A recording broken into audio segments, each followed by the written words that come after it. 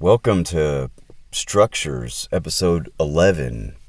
Come with me now. I'm going to dial the phone. We're going to talk to my friend Elijah. He's on the other side of the globe, so it's early for me and late for him. Hopefully he's still up. Let's give him a call.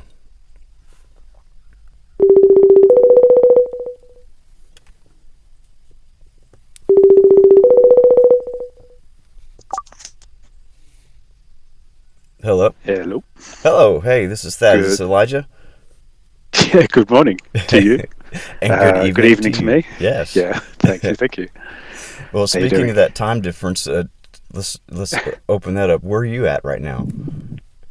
Well, I'm on, let me get political just to start with. I'm on unceded Indigenous land. I'm sorry, what was it? That's, there's the Gubbi Gubbi and the Cubbi Cubbi people where I live, and I'm in, also known as Koran, on the Sunshine Coast in Queensland. Oh, Queensland. I'm In, so, sorry. Yeah, that yeah, was my fault. I had something else in my ear and I didn't pick it up. Queensland, no, Australia. you're right. From That's right. Queensland to Kentucky. That's quite a haul, Yeah, and so, I'm really glad to connect with you. We've tried just with life stuff and the 14-hour time difference. It's taken some effort, but we finally got it lined out, and I'm so happy that it happened because I just really enjoyed getting to know you and wanted yeah, to man, talk to same. you and get to know you more. So I'm very grateful for your persistence with me and making it happen, Elijah. And just thanks a lot for being here Oh today. man, I've got so much love, and even before this pod or whatever, and like just kind of bearing witness to all these incredible stories unfold. Like I just, obviously I've lived with you for a minute now, and it's you're always encouraging and just speak with love, and it's just yeah, it just it's a natural kind of thing. So yeah, thank you, sir. No, the pleasure's all mine. Trust me. So let's if someone doesn't know you like I do, Hmm. tell them how they can find you and kind of what you're into artistically right now. Cool. Well, I guess the only space you can kind of catch. Are you there? Oh yeah, can you hear me? Yeah, it cut out for just a minute. You were saying the space to find Uh, you? yeah. Well, online, I'm basically just on Instagram at the moment, where we met, Hmm. and I've had a on-off relationship with that. So I've kind of reset my account. There's not a lot there to show, but that's under Mass Feels, and I have some kind of archival stuff from about 1995 onwards, just going way back on another page called Mid E, because it's my average stuff. So the kids these days say mid when something's not amazing, Yeah, and and E for Elijah, and I thought mid E, MIDI. Um, like MIDI yeah, controller also, kind of. yeah, man, Yeah, yeah. I thought it So was clever. I I just like thought it it. was. Thanks, dude. I just thought it was a bit of a piss take. I'm a bit like that. I take a lot of things very seriously, but then everything else not at all. Yeah. So yeah. I, But yeah, so that's what I'm doing online. Um, yeah. Do you want me to talk about just other yeah, what I'm doing the currently? kind of Mm, art music you're making right now, and if you I don't know if yeah, you have any projects in the works or. I've got a few things on the roll. The things that having a family can allow. Um, Absolutely. yeah, I got a young family, but right now I'm in the middle of collaborating with a local photographer. Um, she goes by As Seen in Nambour. Her name's Kirsty, but she's also like a neuropositive psychologist.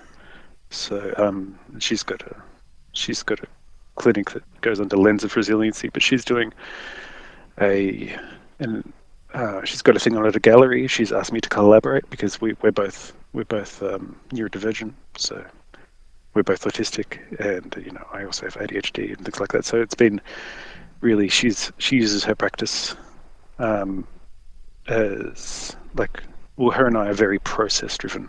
So whatever happens, is not really even the point. It's just we're kind of using what we're doing as a way to, check in with ourselves and self-regulate and, take time to focus on, just those things within us that help us, learn and grow and unfold and, yeah, just the That's process itself. So, I yeah, love so I'll that. be, thanks, man. But that's been a real. This has just happened recently, so just chatting with her, and it's really been helping me kind of be more self-aware of my processes and like take check of like what's working for me and what's not. For example, what's not is kind of I've been like a lot of collaborations recently have caused a lot of anxiety just through my expectations on myself, and just anxiety in just not being able to follow through time wise and things like that when I'm juggling. I'm juggling work and I'm juggling raising, you know, homeschool kids and this and that. So it's so I'm being very, you know, I'm trying to be less impulsive and I want to say yes, but I have to be Yeah, very sure yeah, that and I can only be so sure. It's always a gamble, but yeah. yeah. So there's a yeah. I've let a few people down, and it really bothers me because it's like I try to be very conscientious about everything I do. So yeah, so that's happening. That's happening in about a month, 27th of July. So I will turn some of her photography and film into like I'll do a bit of a mashup video and write some original music for it. And also, if I get the time, I'll be able to perform some of that live as well. So it just depends. I've got another guy who may be in there with me on some violin and some guitar, but I'm not. I haven't locked that in yet because, yeah, again, I just want to be realistic with my own expectations. Oh, So, for sure.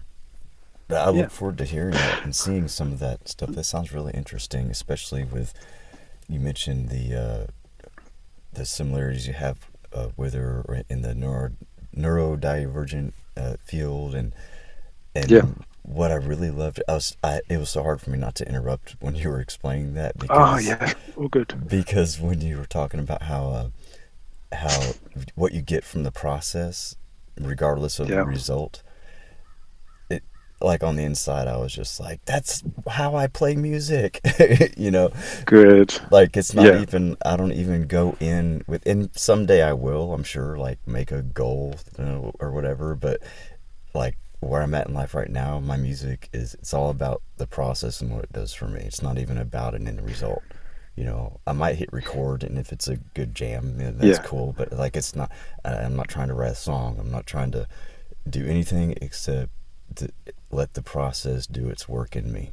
You know. Beautiful, man. Like that's, yeah.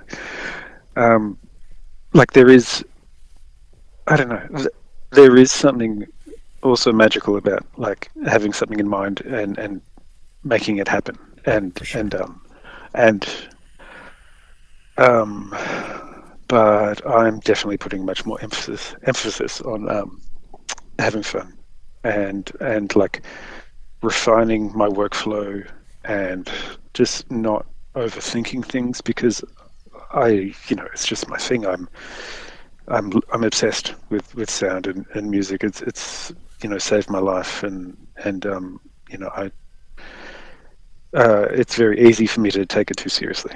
So I gotta find balance and just have a bit of fun. Well, that sounds like a segue to me when you said it Go for saved it. your life. Okay, we need to dig Oh, into okay. that. Can we please Yeah, man. go? At what point in your life did music or creating music save you, and what was happening? What was that We're about? Because very, that's very something I early was going to on. ask you about, Yeah. uh, Mm. obstacles in life. But that's something I was going to ask you about, and so Well, I don't want to turn this into a tearjerker kind of scenario. Or crying is maybe, good that might be. sometimes, Elijah. It's okay. Yeah. We're all human. Oh, well, look, it's just, being on the spectrum and all kinds of stuff. Yeah. I'm I'm known to overshare as it is. So I try and have a little bit of self-awareness and conscientious, not to project my stuff onto too much. But yeah, I'm always happy to share. My heart's on my sleeve at all times. Well, So you're in good company. I'm the same way. I think that's why we I talk so freely and well with one another online. oh 100%. Yeah, for sure. Um, but in as far as how music saved my life, see, I didn't know. Like up until the last 6 months that I actually was autistic or had ADHD or all this kinds of stuff. I just kind of chalked up a lot of my experience to trauma, and so when I look back at how music kind of helped me, I was born in the very late 70s. I was born in July 1979, and so as a kid I had a Walkman attached to me most of the time, Yeah. and like I literally couldn't sleep without having music on, as a way of self-regulating, as a way of connecting to artists who were, whether it's lyrically or just through their expression in whatever way, like they were able to channel something that I could feel, and Right. and empathize with, whereas because I was just a bit all over the place, and just was not aware really of how to kind of articulate my experience. That's good. So yeah, music my whole life is, and it's just something that's been deeply felt within me. Like always, I was always a noisy kid as well, which Noisy you know, vocally or in the noisy, things you do or vote, everything? everything, man. Every Not as in not mostly like I'd just be like, and now I know what there's a thing called echolalia, where you kind of repeat things that you take on board, Hmm. and things that you connect with or whatever. So I was just whipping out beats and things from cartoons and all the time. So I was constantly being told to shut up. You could say that in the 80s apparently to your kids. Yeah, yeah. Um, Yeah, I bet you probably uh, got spankings too, huh? you know what? Um, my I only got hit once by my dad, and I must have been a teenager. And what hurt me the most was kind of the look in his eye when he realized it was a bit too late for that. Yeah, yeah. Because I just laughed at him. I'm like, Yeah. oh, and I felt, but that was the worst thing for me. That I was being a bit of a dick, obviously, Oh, but by the way, I didn't mean you got but just spankings just because seeing of the your disappointment. behavior. I just meant because I'm No, about 6 months, maybe just 6 months younger than you, so I know the era, yeah, and it was yeah, yeah, it yeah. was a different time to grow up, you know. Yeah, man. Dude. Like, yeah, there was. I was. I was. Yeah, exposed to a whole bunch of stuff, and yeah, it took a while. Like, but that was my stepdad. He raised me from when I was about 2 onwards. So he kind of pulled me away from a lot of stuff. Like, my mum was beautiful, beautiful, beautiful, and I look back and like she had all these sensitivities, and as far as her sensory experience was, you know, so like over the top and like deeply sensitive. And I look back and go, man, you were autistic too, but Yeah, yeah. unmanaged. So she fell into heroin addiction and Mm, all kinds of things, all kinds of self-destructive things that um and so I was kind of around all that stuff. And yeah, so when she asked who I call my dad, yeah. who was technically my stepdad, and they would been friends since they were young, to kind of step in and help. Um, he did selflessly, and like he's one of my heroes. Both of my parents are passed, by the way. Well, I think So sorry for your loss. Especially it's too early for that, But it sounds it like was a while you've. ago too. Yeah, I was 29. How? No, no. Oh wow. Yeah, I was about 29 when I lost my dad, and about 33 when I lost my mum. So Oh, I yeah, gotta give you kudos, man. Even as a young man, it seems like between them and your life experiences, they've you reaped what you needed to become a quality human being. So, big props to you for that. Yeah, well, it's taken me a while to really get my shit together, and I don't have any grief around it taking so long. Like I know that I had to figure it out, and I was always on the way there. It's just you could even you can go through, you can see a problem and understand why it is the way it is, but like piecing things back together isn't as easy as that. You need a bit more. Yeah, You need perspective and time, and it's back yeah, to the process, that's it. That's letting the exactly it. process do its work. It's interesting that I've met you and other people I've met. Like the neurodivergent topic comes up a Mm. lot, and I've never been real big on like going to doctors, because I've never had That's a fair. limb Yeah. severed. I've never been in danger of bleeding out, so I just See, haven't this is gone. yeah. But I've You are always, of the same generation as I yeah, am. yeah, exactly. Rub some dirt on it and just It's get just that back old on your school. bike and go. But it's Mm. what I was saying was though it's so I've never been what do you call assessed or diagnosed, but I see a lot of common threads, and it just makes me wonder. It's if I have some type of, obviously I know I'm different than a lot of people, so I just wonder what kind of category I might fall in. But I just It's accept it. possible, but I'm just learning who I am and living with it, and like you said, just trying to get the pieces together and enjoying the yeah, process.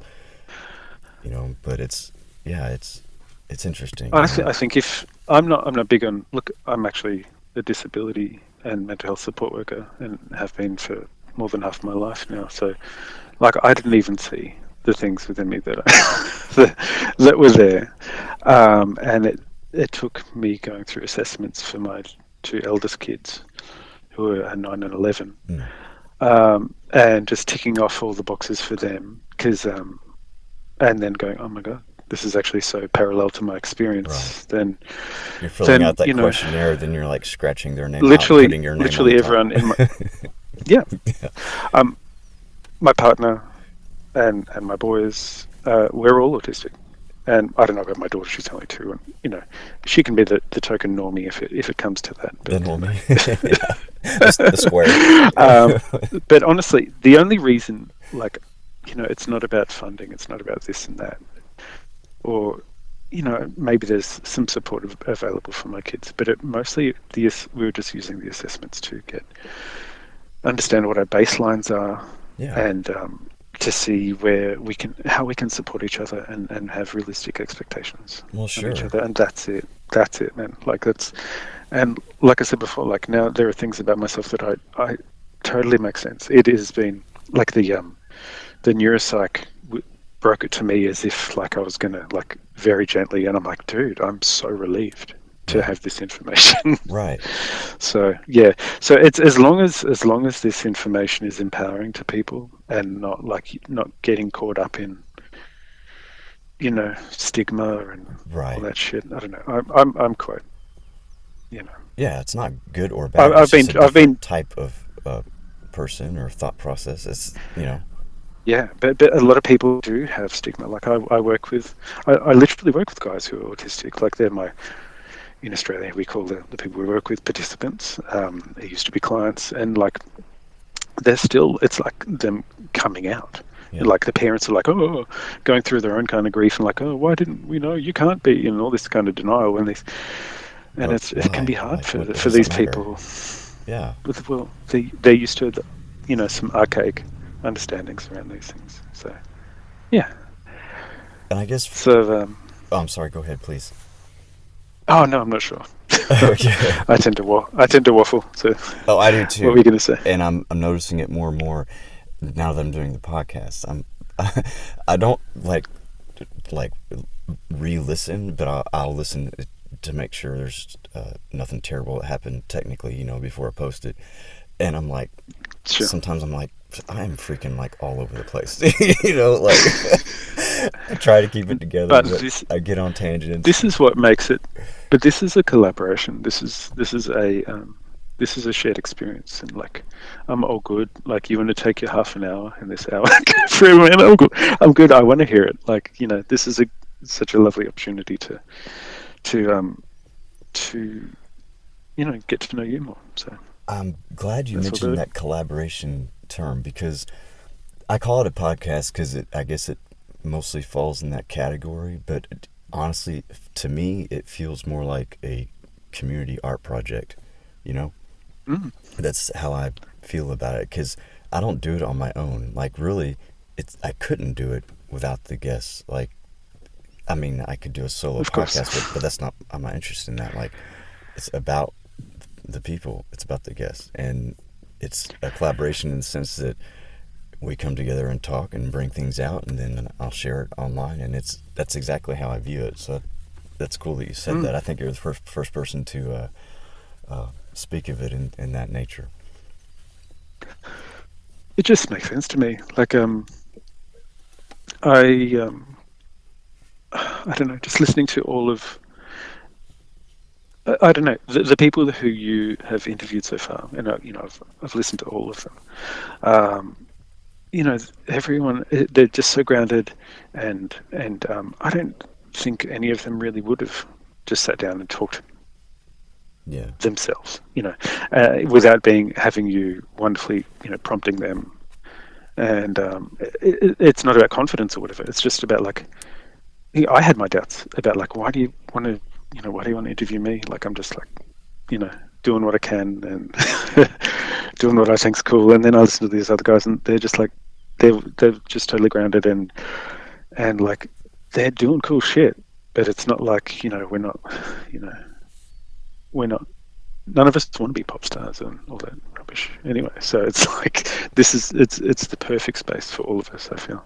yeah. Well, I really appreciate that, and thank you so much for enjoying and listening to all of them because it's Of course, man, of course. it's I know a lot of people have stopped by and maybe listened to one or two, but there's a handful of people that have told me they're enjoying it and listen to every one, and I'm not happy about it from an ego sense. I'm happy about it because the whole point is to offer something of value, and I want to bring encouragement to people, and to get the feedback and hear that that's happening is it makes me real happy. So I'm really glad it It is connected. so encouraging. It is. It's and each time each person you share with us is like, oh, there's someone else I can like check in with, and whether it's, if whether it's just parasocially or whatever, it's like it feels good to know that like there's someone else, like street level kind of stuff, just doing cool shit, just because Exactly. they can and they want to when they can and however they can. So Well, that's the cool yeah, I thing. appreciate you, Like, man. Thank you. well, Yeah, I appreciate you, Elijah. You know that. I love you, man. of course. Thank you, man. But it's so cool because like there's platforms for like the mega stars and pop stars, but like you said, like the people in our community, the people that I'm having on the show, Mm, we're all, we're just people just doing stuff. You know what I mean? And most of us have jobs and families and life that's yeah. happening, and we're just trying to fit it in and do our art. And I think that when people handle it to whatever level they can, they handle their life, but still make time for their art or their passion or or in our case, it's almost like used for a process, and a therapy, whatever Mm. sense you use it. Like you make time to do that, like you're stepping into a, a next level human. You're not just existing. You're doing something. It doesn't even matter how big it is, but you're doing something. You know? There's been so many times where I just feel like, why am I bothering? Because like it's all just happening in the background of my mind, and like it felt like more of an obsessive kind of thing. Especially, when my kids' needs change and evolve, and I'm like, oh, okay, now they're going to school. Oh no, now we're homeschooling because of anxiety and all this kind of stuff. And, Mm-hmm. and then like, okay, and then like we have another younger child because there's a 7-year gap between the middle and the youngest one. I'm like, that's okay. Because honestly, the most beautiful creative thing I could ever do was be a parent. and so that's Yeah, number one forever, absolutely. And I, always. yeah, we really connect on that. That just that family love and being a dad is Yeah, just I'm s- yeah, I'm a sentimental guy. Like I grew up in kind of broken spaces, and even with my siblings, and where like it was so fractured, but like it almost just made us hold onto each other tighter. You know what I mean? So it's yeah, I'm a very sentimental guy. So but when it came to, but also like I know that for me to be doing my best with them, I need to be doing some cool shit as well, yeah, and I want them to do cool shit.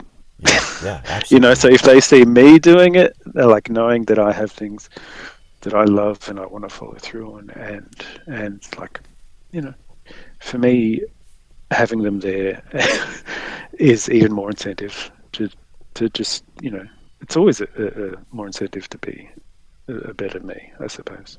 Yeah, absolutely. So that's why I'm determined to not give up on the it, because it really, music really does drive me. Getting back to like, I kind of feel like I need to give back to art and music, to what it's given me. Like I want it to be reciprocal. I want it to be, Yeah, definitely. yeah, a collaboration, as we get, as we Yeah, say. absolutely. Yeah, that's why I'm doing this to give back. I want to just add to the love and the art that's out there. Just I'm not hardly doing anything. I'm just getting people on Oh, here to talk about their stuff. you know, you're but doing so much more than you might not be, than you're probably aware of, and like you just all the connections you're making and the things that you'll probably never see or get, like the links that you're making for between you and the listeners and the artists, and yeah, oh man, you won't. I don't think you'll be able to quantify it. So well you yeah. read that copy perfectly. So checks in the mail. I appreciate that. No, I'm just kidding. No, I I appreciate look that. forward to I it. appreciate it.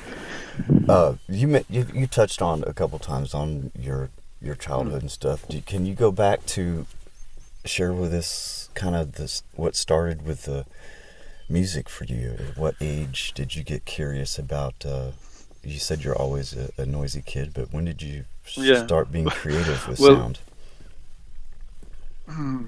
well, Dad always had a little look. I never ever saw my parents play anything, but there was always something around, like whether it was the tambourine my mum had from when she was a girl, that she used in church, and or like an organ, like one of those drawbar organs that we had. I don't know how we had it, but it was amazing. I just loved the shit out of it. I'd just be busting out little melodies all the time as a little kid, and Yeah.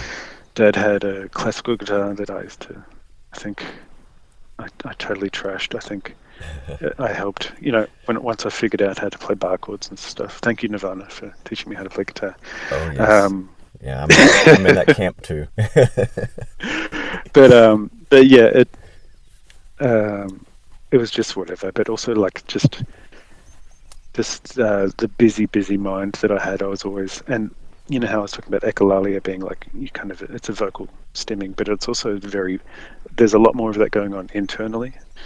So I've always got something going on in my mind, like musically, and I get triggered by the most random references, and I'll just recall how that connects to like an obscure song, and I just go off. So even as a kid, I was just like, you know, just having songs in my mind all the time, and just doing my little kiddie beatboxing, and yeah, but more I was more just like attached to my Walkman, and it wasn't really until I got to secondary school, which is, yeah, that's what you guys call high school.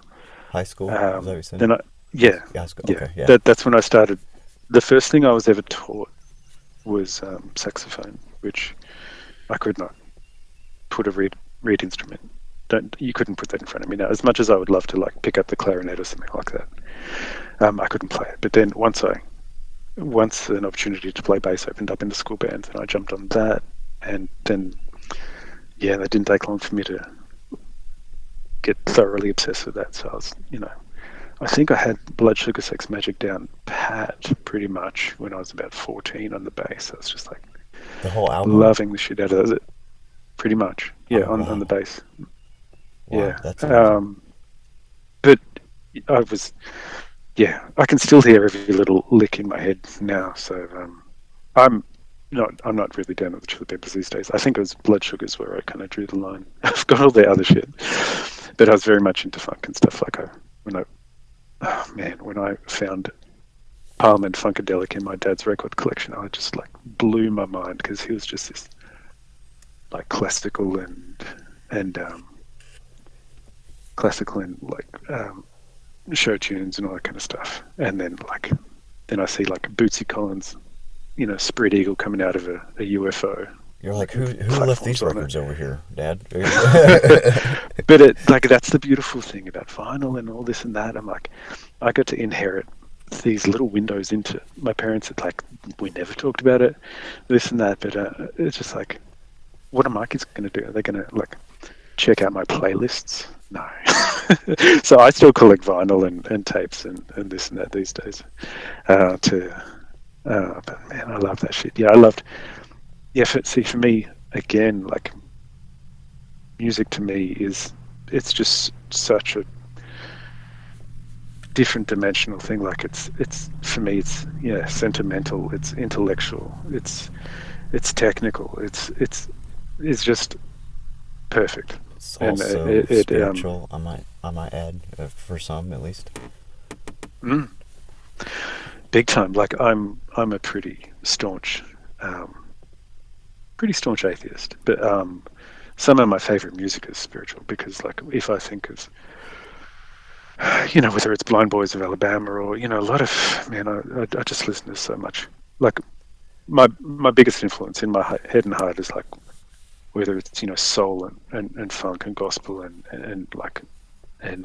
reggae and all this kind of stuff. This is what makes me move, like, and like in my head and in my heart. But when you hear gospel and things like that, like people singing with such conviction and love, Yeah. it's just like it goes beyond everything. Right. Right. And how? you can like how can it not move you? Yeah. Yeah. Can we touch on that actually?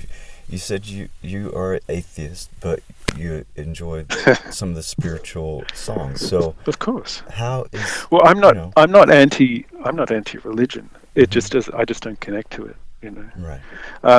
I was raised in a Pentecostal environment. Mm. With the talking in tongues and all this kind of stuff. But Yeah. also, like I was going through, my mum with a full blown heroin addiction and this and that. And I loved that community, the Christian community for what they have, the support that they gave to my dad and this and that. But like, I just couldn't. I'm just incredibly rational, and not saying that faith based stuff is completely irrational, but it just didn't. I tried my hardest to connect with it. I wanted to feel love from that kind of a space, but it's just Yeah. just That's doesn't make sense to me. interesting. And I fully embrace any religion that's heartfelt and is uplifting. 100%. You have my full support. Yeah. Well, if you Yeah. so just to make sure I don't misunderstand it, atheist. So you're saying you don't I believe just don't believe in God. in a God? Okay. So do you Yeah. believe in a life after our human experience, like a soul that would go on, or like? And this is totally off topic for music, but it's Well, life it's stuff, not. Yeah. No. It's important. It's. I don't have a belief.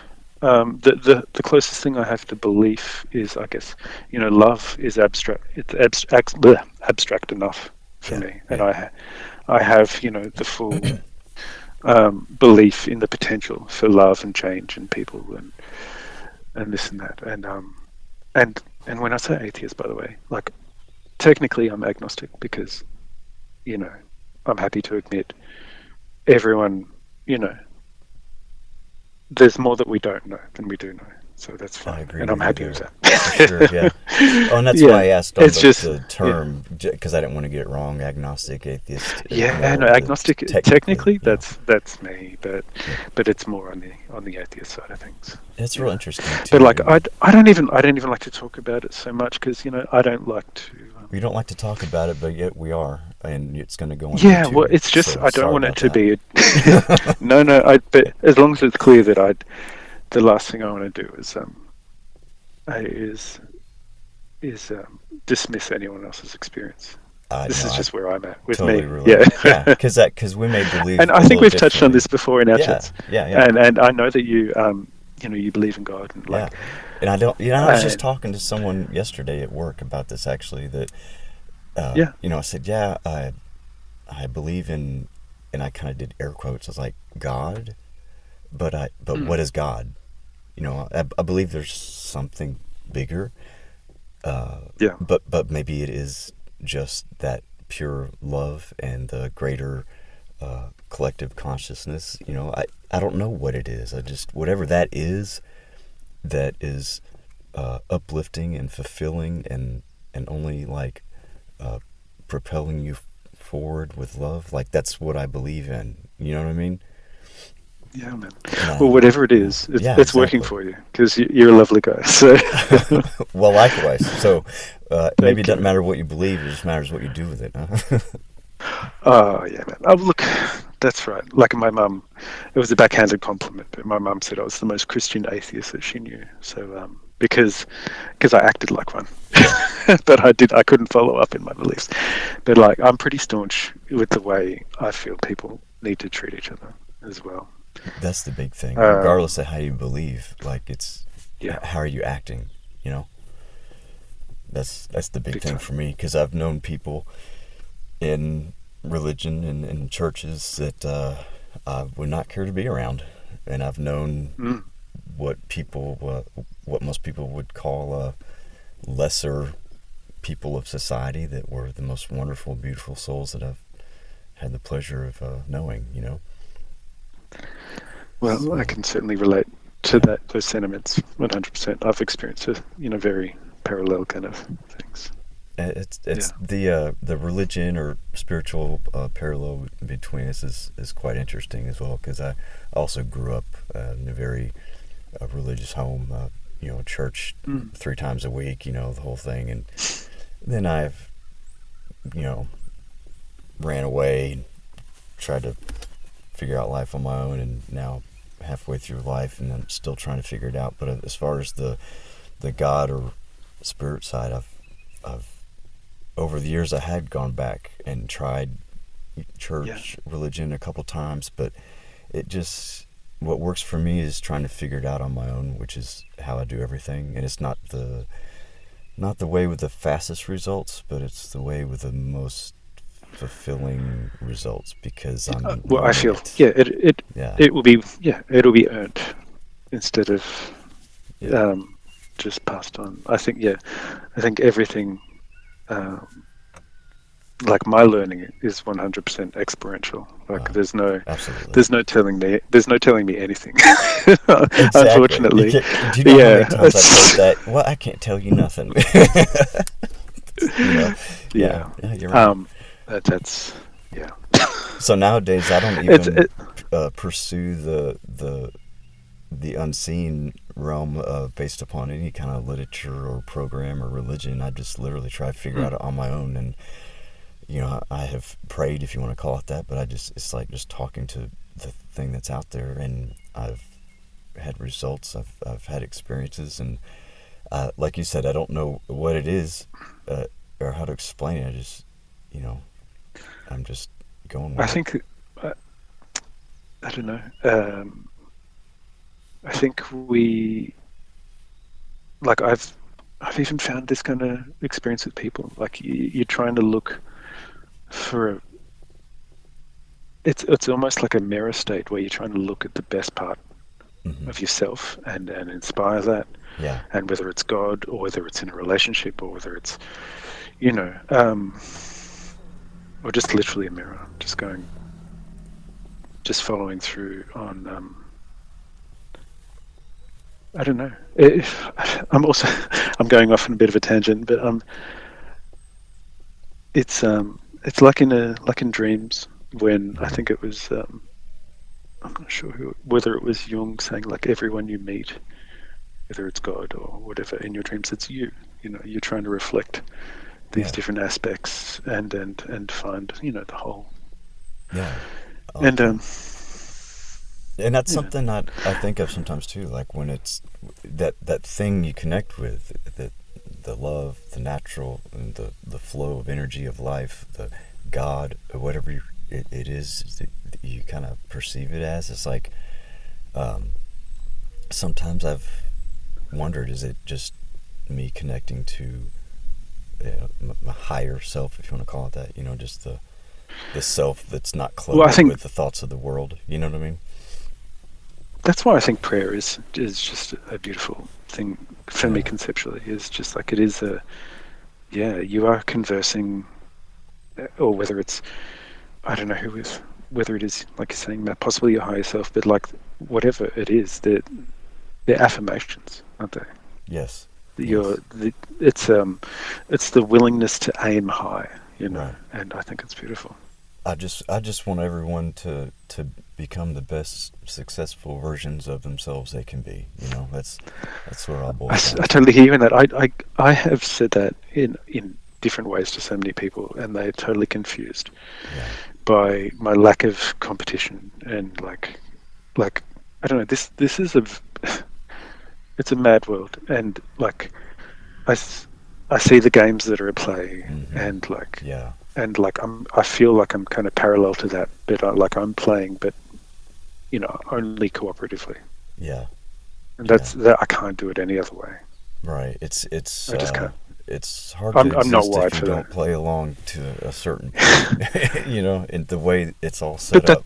that's the thing. Like even the game of capitalism or whatever it is. Like I'm out there earning money and doing whatever, but I can't if I cannot cross an ethical line for Well, that's money. good. Like if I what I do, if I'm not proud of what I'm doing, if I don't feel like I'm actually doing the right thing for myself or the people I'm working with or for, then I'm out, and that can be at the expense of you know literally the expense of Yeah. Yeah. taking care of my Definitely. family at times. But like, there's always other options, and I'll always take that line. Yeah. So Well, I yeah, believe that whenever you do things like that, if you make a choice that has, like you said, an expense to it, but it's for a good reason, like literally a good, like you're mm, making a good choice. I think that bigger picture, you're advancing or you're improving. It's any setback.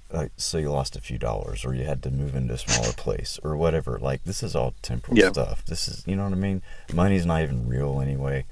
So, it's, I hear you. Yeah, it's so frustrating. Like this is, but I mean, it's a whole other but you would know that. conversation, but But the logistics behind raising a family and this and that there's absolutely. so there the temptation to not go down the Hmm. best. Like just that line between like you things could be easier financially, and you could be doing. I don't know.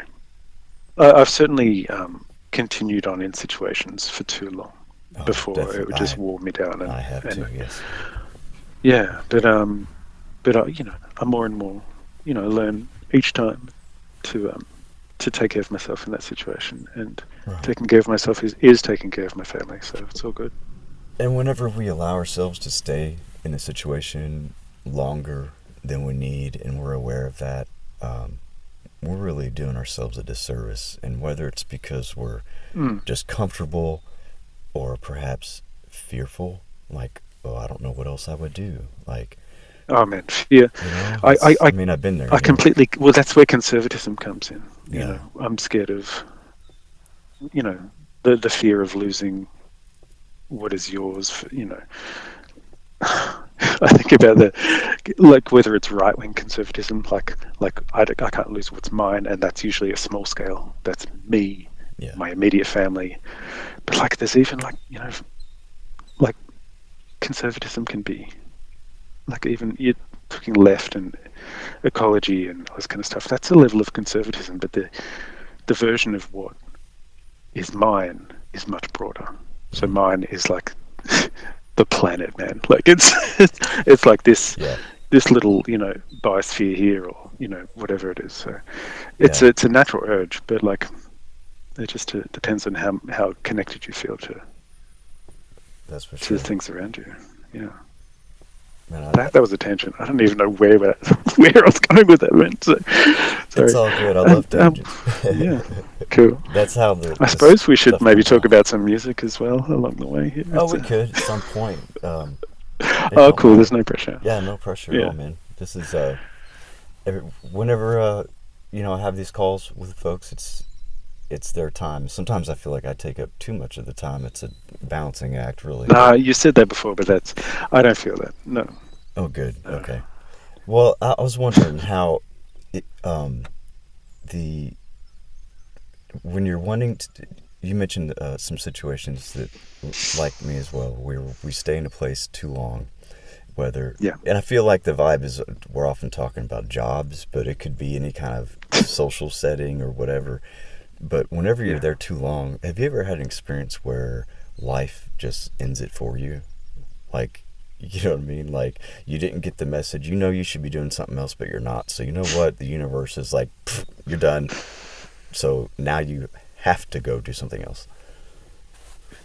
Look, I'm not super fatalistic about stuff like that, but like some shit definitely does feel serendipitous sometimes. Hey, like Yeah. it's but I have very, I don't know. I guess my level of like social observation and this and that, it's comes from a very deep feeling place. I'm well aware of it, and it wears me down quickly. Mm. Especially like coming from an autistic perspective, it is like I'm hyper vigilant when it comes to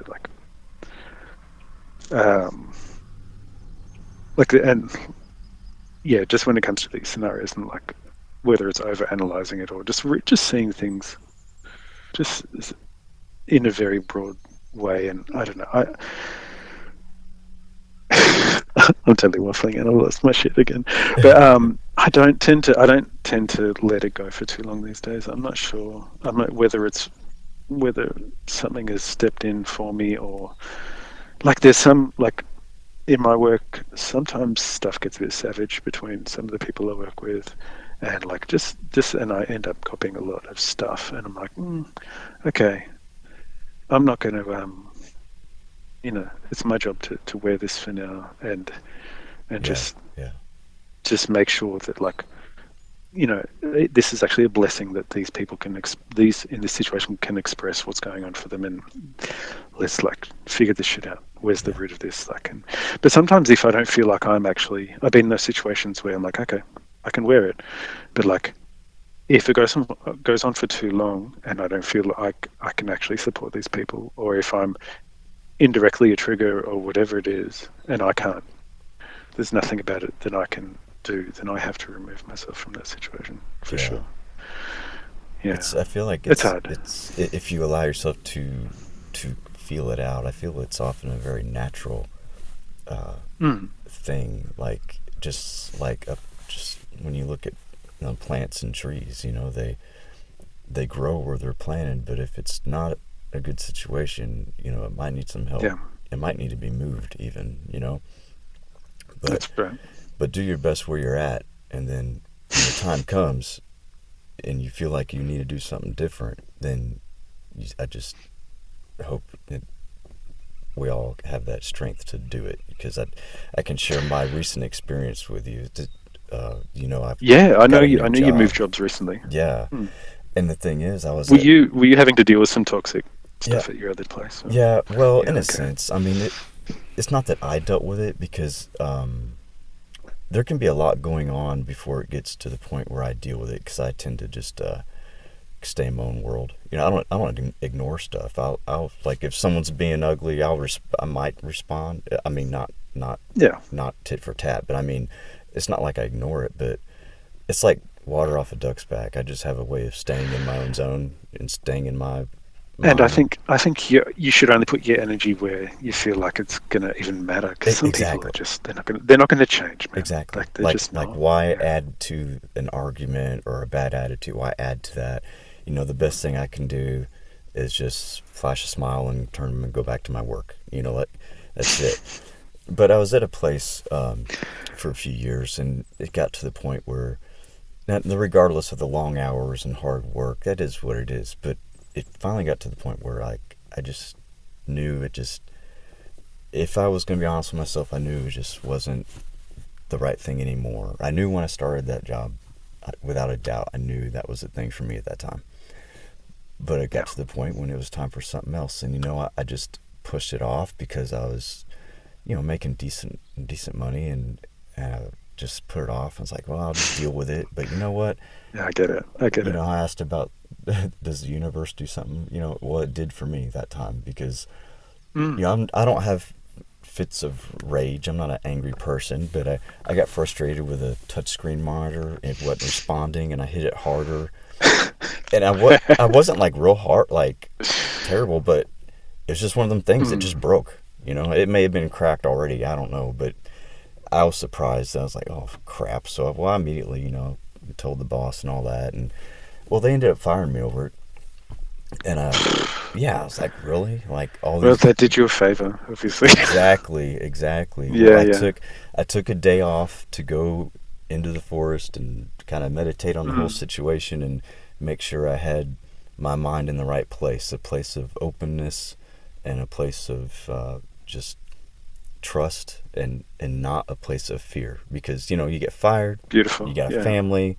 The first thing is like, oh my God, right? Yeah. But I took a day Totally to get it. get Totally. my head Yeah. right, and then I just thought about some options, and I went with the one that was kept rising to the top in my heart, even though it Mm. didn't necessarily look like it made the most sense. It was just the one that was like coming up most.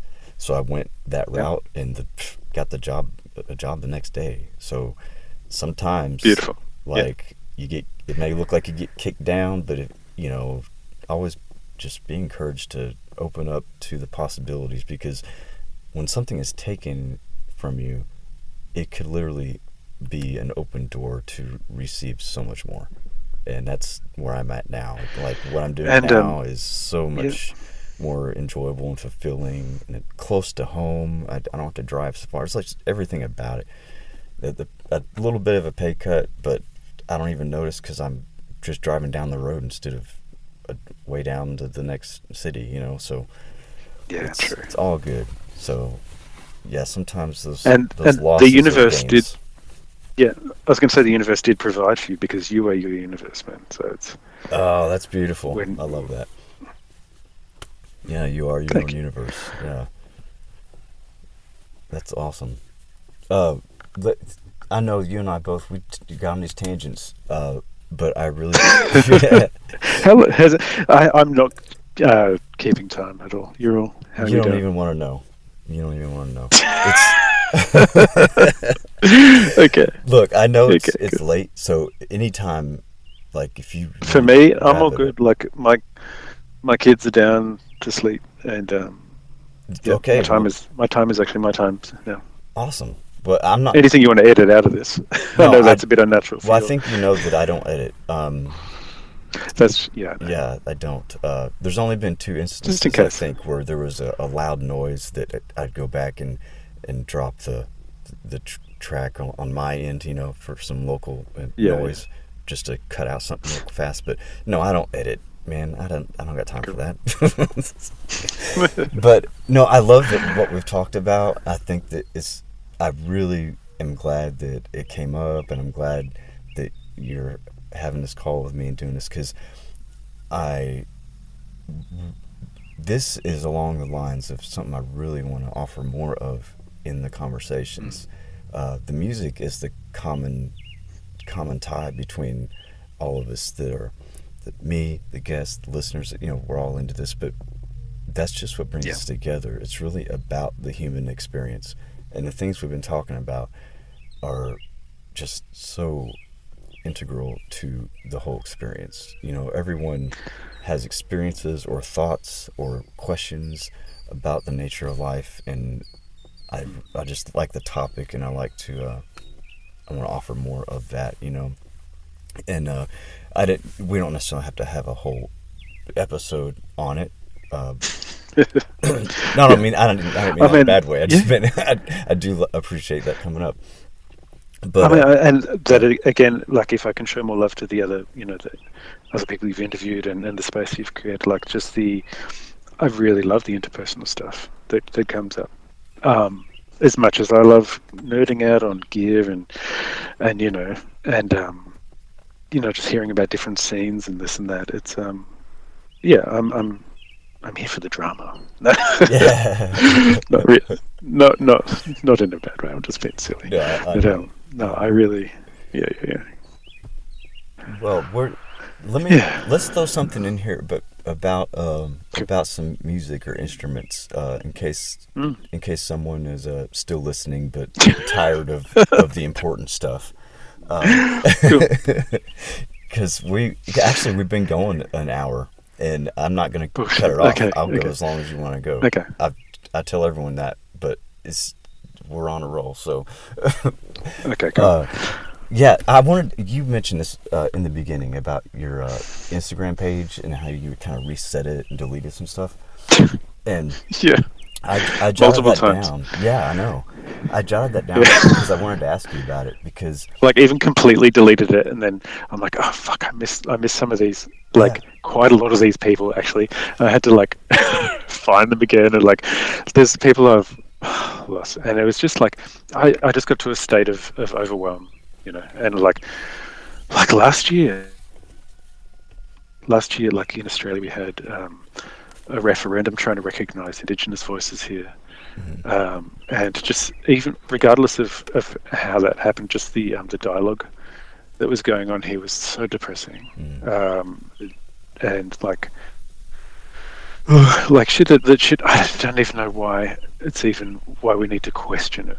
And like there was just some horrendous racist bullshit here, and then the stuff in Gaza and all the kind of stuff was unfolding. I'm just like, fuck, nothing I do like creatively means a damn thing. It doesn't, like compared to like what's going on in the world. I'm just like I could not put any energy into it, yeah, and it was a process of grieving, and just like and it was hard just to be, man. I'm just trying to take care of my family, and I was in this nihilistic paralysis, and all I could do was like just do the primal stuff and like just work and try to give love to my family, but like I was just breaking down. So that was the very last time I reset my shit. But this time I didn't fully like delete the account. yeah, I yeah. just deleted my stuff and like maybe you know, and hoping that I'd come back. And even now, I haven't got that much up there. Recently, I've just put on some more recent collabs that I've done with a friend.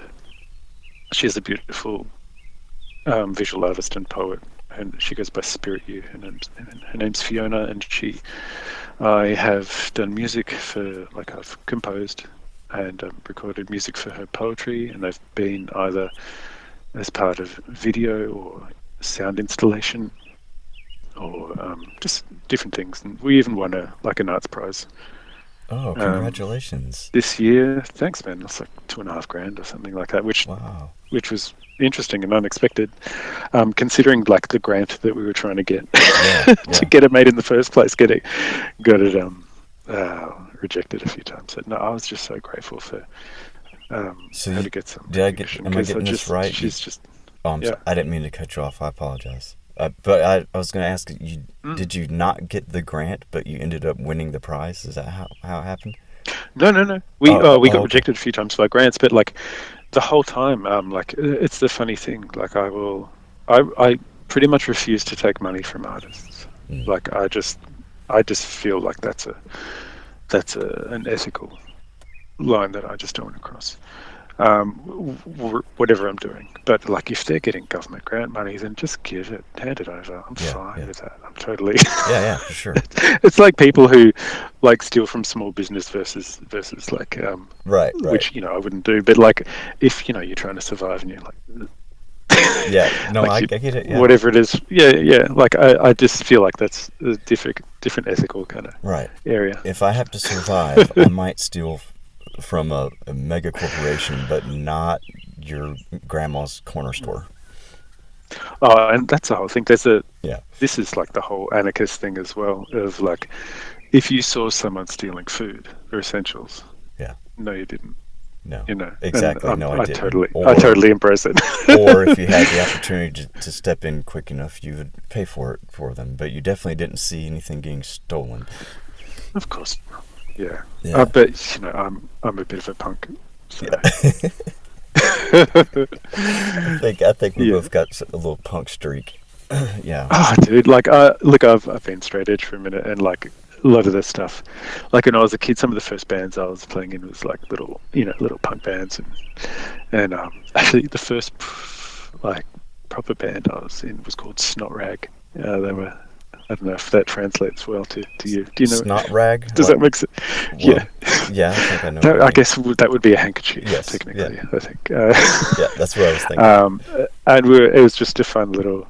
Like I was more into like more hardcore stuff. Like as a kid, I was into, Dead Kennedys and all that stuff, and then more metal and like especially like alt metal, where like there was a lot of like beautiful, emotional stuff, steeped into like heavy shit. But yeah, the punk stuff was always like in my heart. I guess I'm still a bit of a punk, and yeah. And especially I was skating a bit in the 80s as a little kid, and I was never good or anything, but like we just listened to but that in the skate scene here in Australia, it was like we were listening to punk and hip hop, and like that's still the shit that like really they're cousins to me. They're like do it yourself, say what you got to say, and look out for each other, Absolutely. That's what I meant mostly by the punk streak is the mentality, because I was personally never like steeped in the culture or the scene, but I dabbled in listening to some bands and appreciating some of the music, but what I loved is the whole mentality. Like you can do it your way, and you can do it while you got your middle finger up to the mainstream society saying that you can't do it that way. You know what I mean? Because you can just do what you want to do. Exactly. And this is why, and like everyone that you interview is a bit punk to me because they're all underground and they're doing it because they feel like it's right for them. Right. So and they may not. The word punk may not come to their mind. But I know what you mean. I see that too. It's like you're all just doing your thing. How you want to do it. That's it. And not losing sleep over the normies that are saying you can't. And thank goodness for that kind of subcultural kind of stuff, because it's really what pulled me out of my funk. When I was talking about how I dipped out, late last year, and I have done for months, but I'm just like, it just got to a point where I'm like, fuck this. Like, I'm not helping anyone. Just being, completely thrown by world events. I want to get back into music, and I want to tell the right people to fuck off, and tell the other people that we've got this, right. And like, and that we can keep moving forward in love, So that's where I want to be at. You just made my nose tingle. With the notion. I'm serious, because that's what it's about, man. I feel like, I mean, every artist may not feel the same, but I feel like as an artist, it's my job, in a sense, to what's the word? I keep thinking of promote, but that's not the right word. Basically, urge people like, hey, you can do it. You're good enough. You're making it. You're doing it. Keep going. Like, this is the message. I'm more Mm. in that vein, and like you're just saying, you want to have It's add it's the so add love. it's so much harder to that. Yeah, Like, how much doubt are we all consumed by at different levels? So it's like exactly. it And takes that's it takes a lot yeah. of bravery and Well, that's the way to yeah. combat it, Thank like you, man. Yeah. instead of putting your energy on the problem, like instead of focusing on the problem, focus on the possibility of all the solutions. Yeah. 100%. Oh, you're down because you're depressed about this or that. Yeah, that really sucks. I mean, yeah, you can relate and empathize with people, but you better wrap it up with some encouragement. You know what I'm saying? Or else they're just going to stay there. It's I mean, not, dude, not to it's mean hard. people can't help Yeah, yeah. themselves, but if you're Oh, I if you hear what you're care saying. about I people, agree yeah, with yeah, you. yeah, Yeah. yeah, But it's like, I was in a depressive state for like the majority of my life, man. Like, first 30 years were kind of technically a bit of a write-off. So I know what it's like to like just be stuck in this, like, to trying to aim high, but you're still, not seeing a way out. yeah. And right now the world's fucked. I mean, it has been for a minute, but also there's lots of beautiful stuff going on. There's always people reacting against the bullshit, and it might not seem much. You might not be having like a hands-on direct influence on shit, but like, you know what, the person next to you who sees that going, you know what, you're right, man. Let's we're not going to put up with this shit. Right. So Have you ever noticed yeah. how certain frequencies make your body feel, or that it just you can feel them?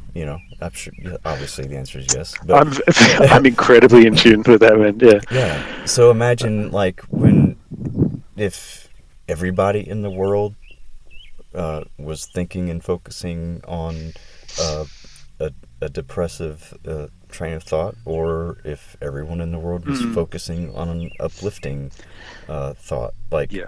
the all of that, thoughts are real. Like thoughts are energy. Of course. You're putting that You literally out there. you burn calories in your thoughts. Like, this is Oh shit! That's why I'm skinny. this is a 'Cause I'm legitimate. always thinking This about is a stuff. it's a legitimate, like, physiological, like, reaction. You're yeah, man. Yeah, So, yeah. That's why it's important that's why, to like, encourage people and say positive things. I believe so. But like you said, I also been through phases and stages, and I've been through depressions and in very low places, yeah. and I wasn't always like this. But after getting up out of it, that was my decision. Like, if I can do this, everyone can do this. Yeah, not that I'm doing, like, I don't have it all figured out. What I mean is, I've turned from depression to positivity. Just that baseline. Exactly. Because, from like, there, the rest imagine is being in that. yours. Yeah. Yeah. Yeah, because obviously I relate, because if you look back retrospectively, and you think, you were at a loss as to how to move forward. Because to me, like, I've done a lot of, I might be like anti-theist or whatever, but I've done a lot of Buddhist stuff in my, like, meditation and like Vipassana meditations, and, silent retreats and things like that. And even if I don't believe in reincarnation, there are kind of real world kind of tools that you can draw from this stuff, and like presence of mind. If you for me, a lot of mental health comes down to, like, if you caught up in like future context stuff, that's anxiety, and like if you're stuck in like a just in the past, which is more of a depressive state, then that's depression. yeah. So if you can bring yourself back to like a present-centered kind of space, even if it's a little bit quicker than, even like, you need to go through these things to process, man. Like, there's no ignoring this shit, but it needs to come up, and you need to not run away from it. Right. And you need to not. And it's how we learn and grow. You need to not squash it down. So, like, Right. if you can be present with it, and that makes all the difference in the world. And I don't know. It took me a long time to just be able to let things kind of come up and like handle it. Yeah, me too. Because I've never got like professional help or anything, but I've been blessed with a few people throughout my life that were the right person at the right time to have I'm glad, meaningful, deep conversations with that really helped me understand more about myself and my thought process, and just how I am who I am, if that makes sense. And I, it's yeah, it's. I lost my train of thought. I ain't gonna lie. No, no, no. No. Look, I feel you. I feel what you're saying, because, like, I didn't have like it wasn't technically like organizations or like a structured kind of space that like helped support me through these things. I led the way, and there was a few things that I read, or a little guidance here and there from the right people at the right time. Yeah, And yeah. And that sets the and stage for you but to. it's up to us too. Like we've got to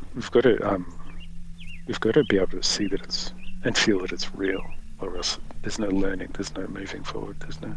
Absolutely. So it's you're the one doing the work. Right, right, and that's bringing back to something you mentioned that I wanted to highlight was the mental state, and that's where it's all at. Like, you've got to change your mind.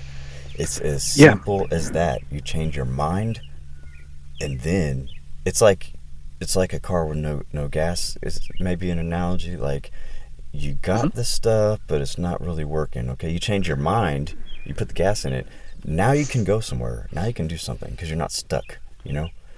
But you got to change your mind first, and that's all I knew when I first started, like a handful of years ago, like getting serious about my personal growth and learning more about myself. And I just changed my mind. I was like, no, I'm not going to do that. I'm going to do this. And I started going down that path and learning and growing, and who knows where it'll end. It's a lifelong process, I'm sure. Well, I'm glad that I'm so glad that you were able to take that on board, because it's easy to spiral out or just stagnate on things. I did. Don't get me wrong, I did. But it luckily it. I mean, to the worst case scenario. You know what I mean? I was about to say I was literally at I think at death. It was on the looming there for me, and then I had a wake up call. Because But how beautiful is it to be on the other side of that? It is. The contrast is like the amount of gratitude I know I feel that I didn't drink myself to death, and exactly this and that is like, it's I don't think I would have the appreciation for the things that I have now if it wasn't for going through that, and I wouldn't wish it upon anyone at all. Like being at that level of So kudos. I feel compelled to share this story now, honestly, and I mentioned this in the past 2 episodes. One that's aired, and then one that will be released. But maybe 6 years ago was when I got sober, and first of all, I don't judge anyone. If you're happy and healthy and responsible, do what you want to do with your body and your life. It's your choice. Exactly. I'm the same. Yeah. But for me, it had gone too far. In a couple of decades of downward spiral, I was a very highly functioning alcoholic. Was at the end. It was bad. It was drinking all day, every day, and I wouldn't be sloppy, fall down drunk, but I couldn't function without something in my system. I'd be on the job sites working construction, and my water bottle had vodka in it, Yeah. And, just like, but it was just like a way of existing. It wasn't like I was partying all the time. It was just I was always on alcohol, and the full story that I hadn't shared yet. It goes like this: I was outside at my house one day and drinking as usual. And at the time I was living out in a place where there was no one else around, so I knew there was no one there talking to me. There was no one around, but I still heard a voice. And I heard a voice just as clear as we're hearing each other right now, just like that, except I heard it in my ears, but I don't know how to explain it, but I knew it came from my stomach. The voice came from my belly, but I still heard it in my inner ear like someone was speaking to me. And the voice said, if you don't stop drinking, it's going to cost you your life. And to this day, I don't know if that's the quote unquote God we're talking about, or if it was my higher self, or if it was an angel or Whatever works, guardian. man, and What it sounds like it did. whatever Yeah, works. yeah, Well, it didn't work right away because I was a yeah. highly trained professional. Remember the thing about being a Of highly course. functioning alcoholic? I mean, I had it figured Yeah, you out. make excuses and Yeah. justify things. Yeah, So I I kept know. drinking for one more week, but it was like torture, man. I couldn't even catch a buzz. Like, literally. Mm. It was like, what is going on? But after that week, um, I finally did get to where I drank enough whiskey one day to have a little situation, and an embarrassing situation, and really brought me to my senses, and I remembered about that. Was it at work at the time, or? No.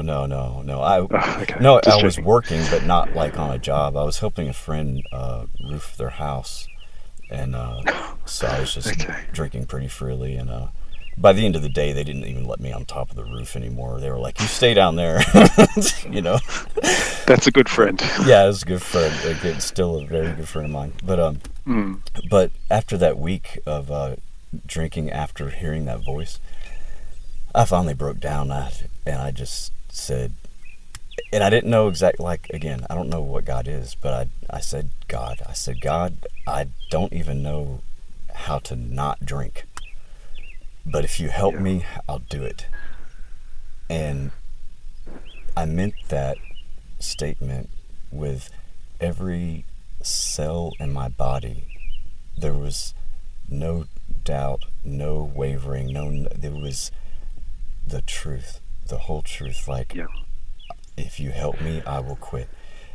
And the instant I said that and meant it, Elijah, I'm not lying to you. From that moment, I never had a craving or even a Mm. withdrawal symptom, or it was like as if I stepped into another dimension in which I never drank in my life. And I don't There's know how a to explain it yeah. other than as some kind of miracle. And that was going on 6 years ago. And in that 6 year time, there's only been maybe 3 instances where I actually got frustrated and had the thought of, oh, a drink would be nice, you know. But I didn't go there, Do you know? Do you you know know. what? But there's a moment that you catch yourself and go, ah, Yeah, okay, this is when I would have, and this is, and you're catching your triggers, and it's yeah, almost funny. it Like is. it's horrible, but you go, okay, like whether it's stress or or you're exhausted or whatever it is, Yeah, overwhelmed, and you're like, okay, I would have had a drink, yeah, and yeah, because that still messes with me, and I haven't. I gave up drinking before having kids.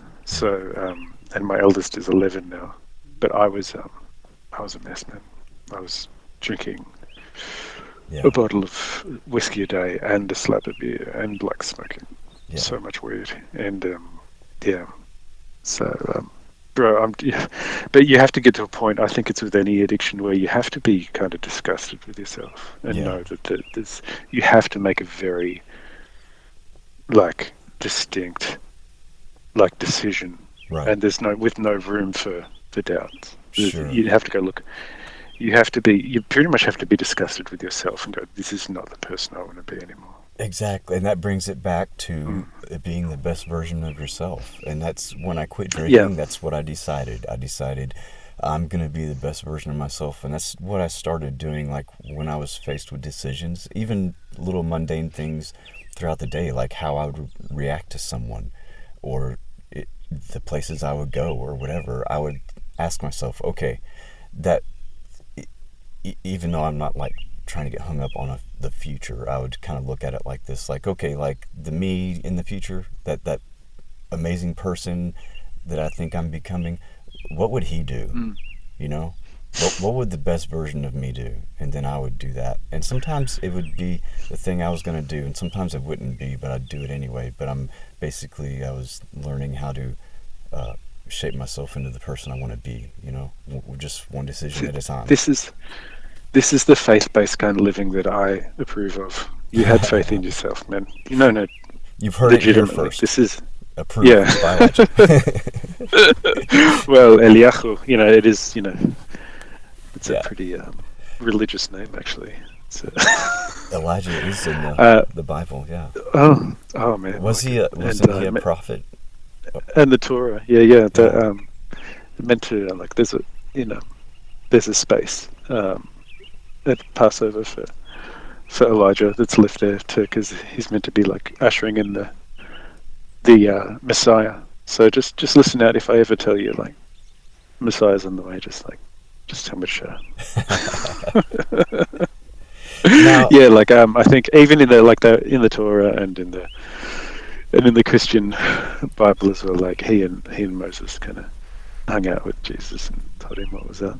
So it's coming back to me now. I believe Elijah also had a, I don't know what you'd call it, not an apprentice, but a Elisha. Elisha. Yes, exactly. Yeah. He had some a man training or learning under him. I don't remember the word, but yeah, Elijah and Elisha, and if I recall, Elisha was scared one day because of a battle. You know the story? And then Elijah... There's a few, because like Elijah was always challenging like other people's gods to his. Right. Because Elijah He was a literally means badass, right? Eli, God, Yahu, God, Yeah. my God is God. Super righteous dude, and for me, like the irony for that being my name is Yeah. so fucking funny to me. But yeah, he caused some shit. He had to like get his boy upstairs to go, all right, can you call up a chariot of fire and I'm out of here? Like he didn't even die. He was just out. And before that, though, when Elisha was scared of the enemies in this one story, Elijah said, and I hope I'm getting this story right, but Elijah basically said... The story's been retold many different different Elijah translations and stuff, so this is just one of the translations. Yeah, this is the Thaddeus version of the Bible story. But Elijah said, open his eyes that he may see, or or whatever. And then, so Elisha was then, he had a moment to see the angelic army that was there on their behalf, that was not visible in the physical world. I thought it was pretty neat. And then, like you said, Elijah didn't, according to the Bible stories, he didn't even die like most people do. He just, a chariot of fire came down and grabbed him and took him up. I've often wondered when I read of ancient texts like that, chariot of fire, they're describing based upon things they know. So what was it? Was it I think a it was chariot like of fire, or was it a UFO? I think someone... I don't know. No, I think someone in a DeLorean picked him up and they just booted off to a different yeah, that's what I'm saying. It could be kind of situation. like Elijah's right. Well, what do we call this thing? Oh, hell, it's chariot of fire. That sounds good. Yeah, sure, chariot of fire. But it was really the DeLorean from Back to the Future. That's my current guess, anyway. Yeah. But here we go on that other tangent again. I don't even know how we got on that. So are we up to the 2-hour mark yet, or how are we doing? 1:23, 1 hour and 23 minutes. Okay, yeah, that's okay. I give anyone you guys can tune out anytime. We're just having a good yak anyway, so yeah, we are. It's all good. But I have a feeling that people are going to listen to this fully, because we're talking about a lot of good stuff that a lot of people don't talk about so much publicly, or not that they don't avoid it, but it's, at least on this show, it's not the main topic all the time, but that's fine. Like I said, I love the mysteries of life, and I love talking about this stuff. So it's wonderful. And likewise, definitely. And it's so cool. But no pressure, guys. Whoever's listening, you're welcome to tune out. But you can. We'll still be here. Yeah, that's what I was gonna say. You can walk away, come back later, and we'll probably still be going. Because look, we're process driven. This is actually about us, so that's fine. Even though we love you guys. That's true. This is a very grounding conversation. I hope it's working for someone else too. But Elijah and I are. I hope so too. No, truly. No, truly. Like it is a connective space, and I do love that about this. I know I've said this much already, but. Oh, you meant the grounded thing came up again, and that reminded me of something. Oh yeah. That you mentioned before. How you said you listen to the other guests on the show, and everyone seems Yeah, so yeah, grounded, and you get yeah. No Kardashians on this joint. Like right. it's I appreciate that. And I think that's uh, maybe that's another commonality is between the artists that have been on here with me is allowing the process to be more to them than just the making the song. Like Yeah, it's we're helping ourselves be that better person that we're wanting to be because we're grounding ourselves, we're staying balanced, we're exercising our creativity, we're not being stagnant, like you mentioned before. yeah. Like yeah, I've read something recently that was really beautiful. That like what was it? It's probably come up in your feed as well. Like um, the opposite of depression is expression. Yeah, I remember seeing that. Yeah. Which is, man, and it made so much sense to me when I read it. I'm like, this is beautiful. Even more, this is another call to action for me to just keep on going. So It also illustrates the nature of language and words, how sometimes society uses a word in a certain way, but it honestly, uh, it might mean something a little bit different. Like a depression isn't a mood.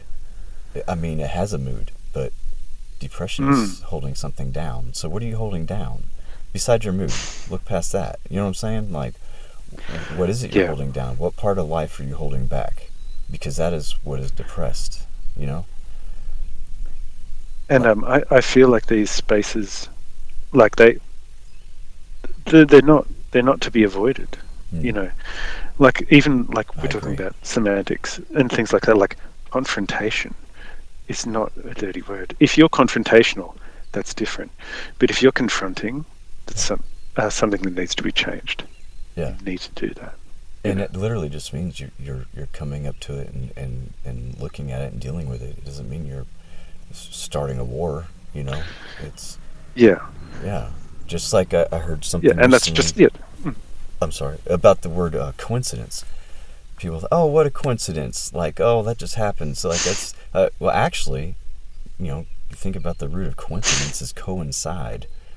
So the things literally have come together. Like, if it was just an accident, you could just call it an accident, but it's a coincidence. So it literally there's no that makes coincidence so much sense. in the common use of the term, because a coincidence is a coming together, is a like it's supposed to.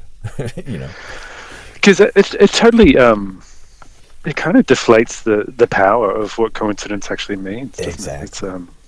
It's there's a freight train going by me right now, so I hope that's not too I don't hear much it yet, for you, if you can, which is unfortunate. right. Because I would like to hear what a freight train sounds like on the other side of the planet. I hear a train a coming. It's coming around the bend. I ain't seen that, baby. Yeah. No, Lisa, I'm wearing my partner's Bluetooth headphones, and they were for work when during COVID we were both doing like phone work from home and stuff like that. But luckily, lockdowns where we are in country in Queensland, wasn't so bad. And like my friends in Melbourne and this and that, where they were like in lockdown for I think it was a couple of years or something. It felt like it's trying to beg so many of them to come up to where I wasn't, even just camp out indefinitely. I had a similar experience. Yeah. Anyway, so these that was a tangent. Sorry, but these headphones are good. They were meant to be because they need to be work ones. I won't let it be a tangent, but just a little thing to throw in there. I just love I love how we both touched on Merle Haggard, then brushed past it like nothing ever happened. that we touched on once. The song. Man, I look. Yeah. I'm a sucker for baritone voices, man. I just love, I love Johnny. I love, Mark Lanigan and like all kinds of. It's just, dude, it just gets me. Like Johnny Cash. I said Merle Haggard, but yeah, you know what I mean. Yeah. But like just that tone and like just where that kind of range, it really makes me quite emotional Like when I don't know. You're talking about when certain frequencies hit. Yes. You're talking about more of a. I don't know. It was a bit different, but when I was thinking, oh, like for me, it's like low mid end stuff. Just makes me like, just like vibrate in a certain way. Like I actually have a very like high sensitivity to like, high frequency stuff, because you got these frequencies coming at you like very quickly, because if you look at the waveforms and this and that, and I just find a lot of it quite shrill, and that's why I guess why I love dub, and why I'm a bass player, and and this and that. So I don't know, when I hear, I've heard bass lines by like an artist. There's an artist called Burial, who's kind of he's been around for a couple of decades now, but like he's got bass lines. This comes out of like the UK garage kind of dubstep kind of scene. He's got bass lines that literally make me cry every time, because there's an emotional resonance so in there. Bad, or because they're. No, I'm just kidding. Like that, you can feel it in your chest, man. Like, and for sure. There, I don't know if you've ever been in an emotional space where you feel it in your chest, like that. That it's like an adrenal kind of a thing. Yes, absolutely. And it's whether it's a state of grief or a depressive state, or like I felt that same thing when I remember this person who I was just so enamored by in high school, and I got the same feeling, and it wasn't sadness, but it was it was the same physiological thing, and it's just a really raw emotional thing. So like when you're hearing or feeling those bass lines, it completely like it not only is just how beautiful these these things are constructed, but it literally makes you shake in a way that your body would make. It forces you to emote. So. I love that, and you made a point there that I love, and I had never even made the connection, but the spacing between in the waveform, the high frequencies coming at you faster, the lower frequencies being more spread out and slow on the wave. That I never even made that connection before, but that is. Oh, okay. Yeah. I mean, obviously, I just nerded out with that shit. The wave shape, but I never related that to. Yeah. Like, I'm a very like my natural pace, since I'm a real slow person. I don't do things overnight. I take my time, and I love trying to tune into the natural, slower pace of nature and the planet, and I guess that makes sense why I really love making like the lower tone drones, and I like the lower tones much more than the high frequencies. There's a place for all of them, especially when they all play together. Oh, for sure, because there's nothing that cuts through these things like those like mid highs or whatever, like, and because especially when you think about that natural kind of vocal range. Yeah. Like there's a reason why people like are brought to tears by a cello or a violin, because it's so parallel to the way we would emote, like sonically, like with our own voice. So that sounds like that'd be a good topic for a whole other episode. Is something on the frequency wave shapes and how it relates to. I think about, because I did study production and I study performance separately, but I do think, and especially when you're producing, you think about a lot where certain frequency ranges sit, and like whether it's to complement the other things going on, or to be dissonant, or like,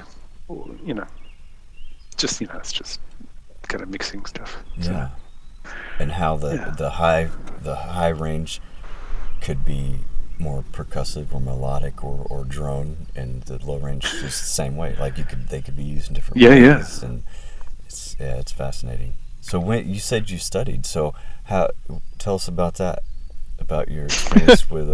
Well, I haven't really finished much because it's just my ADHD brain, and also just life. Just trying to juggle a lot of things at the time. But no, I studied. Okay, so out of high school, I studied Oh yeah, after liberal that arts, hour which is tangent, we're gonna go back to your childhood. This is great. yeah. I'll get back on Okay, the so in couch high and be school, let's in, philosopher. yeah, okay, just lie back and After relax. high school, well, actually, my high school was incredible. My second high school, because I actually did an extra year so I could do more art subjects. I was literally studying three types of music: performance, solo group, and like music history and style. So I was studying music from the, You did an Western extra music from the year Middle Ages of high onwards. school. Yeah, yeah. So So I could do did you more. have to strategically So I could fail do more. classes to have to be I enrolled failed year again? 11. Yeah, Okay, yeah.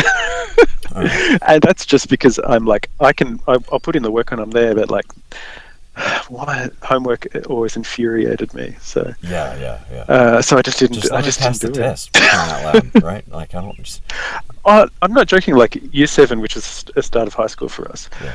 I got the top, like second top score for a maths competition. It was Westpac maths competition, some bullshit bank thing. Like in the whole school, like up to year 12, like and I was just starting out second high school score, and I fail maths Hmm. that year because I just didn't do my homework. It's just like it was maddening. I Yeah. couldn't just having to do You shouldn't be that shit graded on out of homework.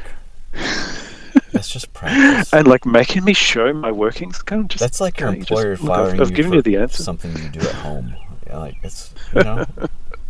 Oh, we're getting there. Yeah. I'm sure it happens. I apologize. Let's bring it back to your. You were Fuck, I don't studying even know where the we're up to. sound. Oh yeah, so this was sound stuff. out of high school. But sorry, just out of high school. I just want to say Footscray City back in the late 90s. Yeah, so I was studying 3 different sorts of music. I was studying drama, theatre, film, photography, and I got away with doing like humanities. Like I did psych and IT or something as well, and English and literature. So fuck, I loved it. But like then I wasn't really geared to go to do tertiary education, which is like uni or that kind of stuff. You guys call it college, I guess. But I did a course called liberal arts, which is but that was the real eye opener too. Was getting into like postmodernism and philosophy and economic history and all this kind of shit. So, but then I ended up going into I can't remember which one I did first. No, I did sound production first, and but I was a bit off the planet, and it was beautiful, but again, it was the homework that killed me. I loved all the hands-on stuff, and again, years later, was doing performance in tertiary as well. This was more jazz focused, so I was playing bass, and really, actually, I just wanted to sing, but I was just but everyone needs a drummer and a bass player. Apparently, I don't know why they need bass players, but I do love playing bass. So I got in there, and I was like, life was getting in the way. I'm just like, I'm going to be playing music anyway, so fuck it. I pulled out of that. But I have studied a few other things, mostly all community services based, whether it's childhood development or disability, just things like that, just relative to the things that were that I was doing professionally as well. Yeah, when I heard about that, when you told me what you did for a living, I was really impressed because it's, everyone has to, well, most of us, we have to choose something to do to make a living, but to choose a profession that you're essentially helping someone else I wouldn't have even thought of it really, and except for I was living in a small town when I was about 21. And I was doing a lot of like community arts things, like I was choreographing kids in plays and doing all kinds of theatre stuff, and the principal just asked me to jump on board as a teacher's aide, so working with kids with different behavioural issues and disabilities and things like that. And we're living in we were hours and hours away from any hospitals and it's quite a remote space. Mallacoota, shout out to Mallacoota. And so, I didn't even apply for that job, and I felt guilty being paid. I just loved it so much. And then when I was like, I moved back to Melbourne and, did more community services stuff. And I was working in high needs, lots of acquired brain injuries, which is the most common disability for people in Australia as an adult. Acquired brain injuries. Acquired brain injuries just through various Acquired accidents. brain injuries. So that's not. Yeah, Yeah. yeah. Whether it's football or surfing or aneurysms and things like that. So, yeah. That's interesting. Yeah. Many years ago, we had a family business. My dad started. My dad, my brother, and myself, and a couple other guys did a lawn care, landscaping for several years, and we picked up a contract for several homes in the area that were owned and operated by a assisted living organization for mentally or physically, handicapped individuals, disabled. Yeah. And it was really it was really neat to see some of the folks there that essentially, as you know, live there for part of the day or part of the week to help take care of the folks, and even meeting some of the individuals that live there, and there's all different types as you know, but there's some, of course, I always remember there was one gentleman that was he's older than I am, but you can tell developmentally he was maybe 5 or 6, very very young in his mind, like an intellectual disability. Yeah. But just, still just a sweet guy. Every time we'd pull up with that trailer and get those mowers off, he'd come out on the porch and just like jump and clap and smile like, woohoo, yeah, all right, you guys are here. And he's going to watch the show, watch these machines cut through. Yeah, it was really cool. Whoops, I dropped my thing.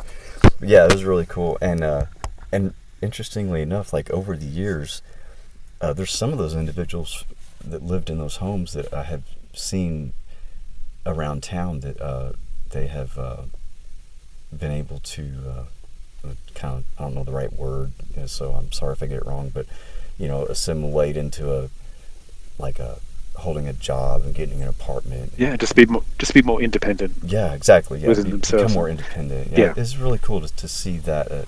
Not that I knew him personally or followed him, but I'd see him around town. Like, oh my gosh, we used to mow his grass at that house, and now he's got an apartment and he's walking down the street to his job there. It's just really cool to see that and know that there's people and organizations there, especially like in your town, and you're feeling the ripples of for me, this is, I love this work because for me, it's autonomy over everything. Like, I just want everyone to have the opportunity to just do as much for themselves as humanly possible. Because on the flip side of that, we're communal beings, and it's hard for some people to rely on other people, and some people just have to. And that's why some people who acquire their disabilities or whatever have the different stages of grief of like I even saw it with my grandmother with her strokes and things like that. She was the matriarch, and then when she had the strokes, it was just like, oh, I don't want people to do shit for me. It's really it's humbling, and I certainly feel blessed to be given that responsibility. And privilege. Yeah, I don't know. Really. Oh, 100%. Yeah, because I was doing this kind of thing within a home as well. I had a single dad pretty much, and living with my grandmother, and she had strokes. Then my dad lost his legs with diabetes and all this kind of stuff. And so, I was the eldest. I was kind of like the pseudo mum of the house. So I was more than willing to step up in situations like that, and moving to this kind of work just felt natural, and it just felt like it was already an extension of where I was at and what I wanted to be doing anyway. So I think it's beautiful, and it's a real life application of the whole attitude that we've been talking about. Is just with that drive that we have to lift people and encourage people and help them, at least tell them they can do anything they want to do. They can be the best they can be, and helping them in any way you can to get closer to that, Because, wouldn't we want that of us if we were in that situation too? Well, exactly, yeah. Yeah. do unto others as you would have them do unto you. Yeah, You know, for an that's atheist, a you goodie. talk a lot about religion with me today. I told you, mate, that I'm the Yeah. most Christian atheist that you might you might know. That's probably going to be the tagline for the show now, since you've repeated it. The Oh most well, Christian atheist. you know, Yeah. there's like I said, there's good ideas everywhere. But, Yeah. it just For depends. Yeah, you for just sure. got to be consistent with that shit, Well, and not use it as a prop for your own ego or yeah. yeah, absolutely, Let me absolutely. not go down that rabbit hole. I shall You've got to not. stay humble. No, Yeah. hey, I'm good at going down rabbit holes. You know that. If you've listened to all the episodes, you know that. I love those rabbits. I'm after them.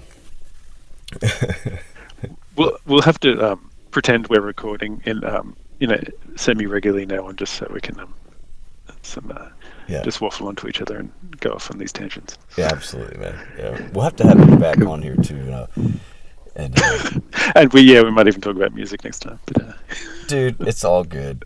I'm not even upset. I think it's perfect good, because good. I truly believe Sweet. that I mean, not that I always get it right, but I believe that when Yeah. me and the guest are able to go with the flow and just follow the leading of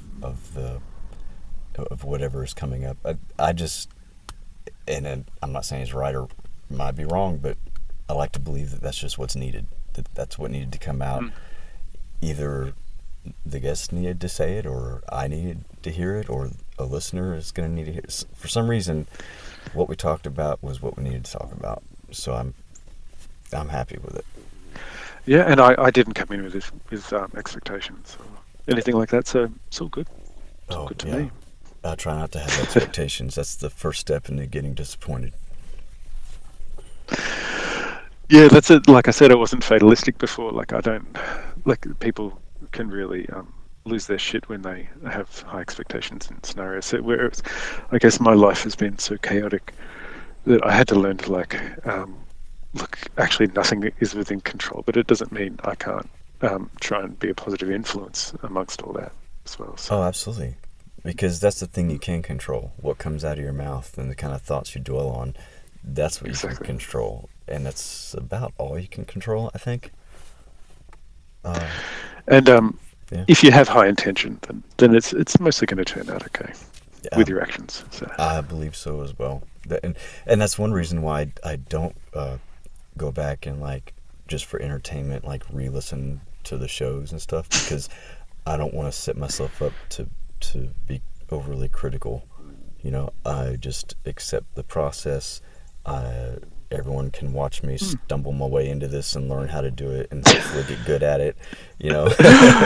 So, yeah, as much as like high production can be, I love the shit. So yeah, well, I appreciate I'm glad that. you know. I do cool. want to. Not that it is that either, but you know what I mean. Yeah, I know what you mean. Yeah. I do have desires to up the production some, but there are some elements I really love about it. I don't have a proper studio or recording space or barely an adequate setup in the first place. What But- happened to that van you were building? Are you still doing Okay, jams in that? the van, yeah, I jammed in it a couple of times, but then it quickly turned into a storage shed again. So That is my studio in the house too. Yeah. All of the household shit just ends up in there. Exactly. I've got so many containers just piling up to the roof. I'm like, where's my guitar again? Yeah. It's, exactly. so yeah. So it's still a project I'd like to try again. But the van. Oh, and of course, tiny house. Tiny. Oh, Oh, yeah. So Yeah, so, well, that's why I'm sitting storage in a car right now. would be bonkers. Yeah, Yeah, okay. yeah. I don't have any storage in the house. I mean, just very minimal, necessary stuff. So I have a rental storage unit that I was Oh, yeah. trying to empty and get rid of that payment. That's why the van started filling up. Yeah, cool. But I finally accepted. What about a freight container? Could you get something like that? I could do something like that. The only thing is, my in-laws are letting us do the tiny house on their property until we find our own Okay. piece of land. Yeah, cool.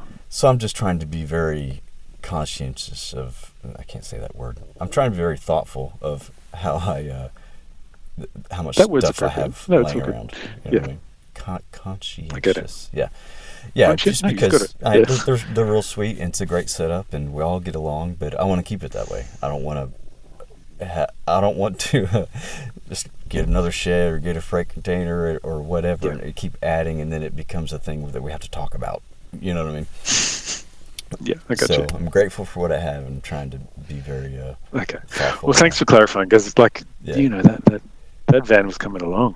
So Yeah, it really was. It was looking cool, man. But yeah, it'll get. I was back to I me. was envisioning it like as a mobile, like you could just, would you have some subbies connected in there and like cruising around and like just smashing out so just random little, parking lot like gigs. That's And, definitely was the goal. So and I'll get back to it. Yeah, you know. cool. I'll get back to it. I still have the van. It's still sitting there. But Okay, for the good, time good, being, good. it had to become a shed again. But yeah, that would be that is the fun goal, is to set that up with I have the stuff, but get it set up properly with my batteries and inverters and all that, and where I can just go mobile and jam wherever I park. But So where are you jamming right now? Just within your tiny home? because You've been popping out some cool shit recently. thanks. Yeah, I don't have a very good space, so what I've done is, since it's a tiny house in the first place, I just let the wife have it. She does a good job, but she's done all the decorating and all that kind of stuff. Like, it's it's all her doing, and we don't have a lot of Yeah. extra spaces for anyone to have their own personal space to get away. Yeah. So what I've done Yeah. was, But you're condensing your setup too, aren't you? I did. I have condensed it. Yeah. Yeah. And what I've done is, we have lofts for sleeping. My son has one, and then we have ours. And in the loft, on my side of the bed, that's where all my music stuff is. So, Cool. well, not even all of it. Just I have a few more things here and there in storage, but that's where essentially my music stuff is. So to play music, I have to go up there, lay on my bed, or sit crouched down in the loft and jam. So, and that's one reason. Man, why you're doing well. That's one reason why I got big on the portable stuff, because then I Yeah. could take it somewhere, and I love being out in nature. Hey, I just so- thought of like, you asked for us to send in photos. I've Yeah. got one of the photos that I've got in there is of me literally sitting, just waiting for my kids to finish school. This is when they were going to school. I've just got headphones and like a little nano into my phone, and I'm just fucking around with samplers. Like, I've made so many jams just on my phone. Yeah. And that was my setup, because like it was time poor, I was space poor, and like you just do what you can. I'm just like, I had this itch, I needed to do it. So there's this, for anyone out there, it's like a $10 program or something. It's by like a single developer, like Caustic. It's called Caustic 3. Yeah. I don't know if it's still, but I think like, I've used that before. it's- Caustic. Yeah. I think Dude, I had to delete it. it's such to a make some powerful room little- on my phone, but I had used it. Yeah. No, that's cool. It certainly, especially in arrangement, and like for me, was when I had to just bite the bullet and jump back on my computer. But like it's got there's so many powerful little synths in there. There's like vocoders, samplers, man, so many like patch synth kind of little things in there, like old school, like the Roland 303 kind of, that acid kind of synth, and like, man, I did heaps of shit on that, and just because I'd put half an hour into something and then I'd put it up on Instagram or something, and Yeah. just as a and that's the thing. It's just a great thing to have as a prompt, and just get you like, I'm just going to do something, and Yeah, like just having to, just the thing of being able to share it with whoever it is, doesn't matter. Like, it's still for me, but like just to do something, man. Like, and yeah. So you do what you can when you can. Exactly. So yeah, if that photo's up there, if you see like a little tiny setup in my lap, that's what's going on. Yeah, I was just looking at these pictures and trying to find which one you're talking about, and you'll see, you Oh yeah, probably yeah, just I see see some it. I headphones, was a looking tiny for your little keyboard. face, but I see it now. It's like on your No, no, lap. no. It's just Yeah. literally everything's in my lap. There's probably, yeah, I don't know if you see the steering wheel in front of me as Yes. well. Or Yeah. I can't. Yeah. I see the You do. steering wheel and your shifter and your phone and your keyboard and your headphones. And I gotta Yeah. say, I couldn't even fathom a guess at how many jams I've had like that. A couple devices in my car, Yeah. waiting for something or on my lunch break at work or whatever. Yeah. But that's the beautiful Man, I thing just about, made that. yeah, the Yeah. technology. You can do that nowadays. Oh, man, I just made that program work for me. So I love it. I love it so much. But like, I can't. I needed to do more. Yeah. You know, Yeah.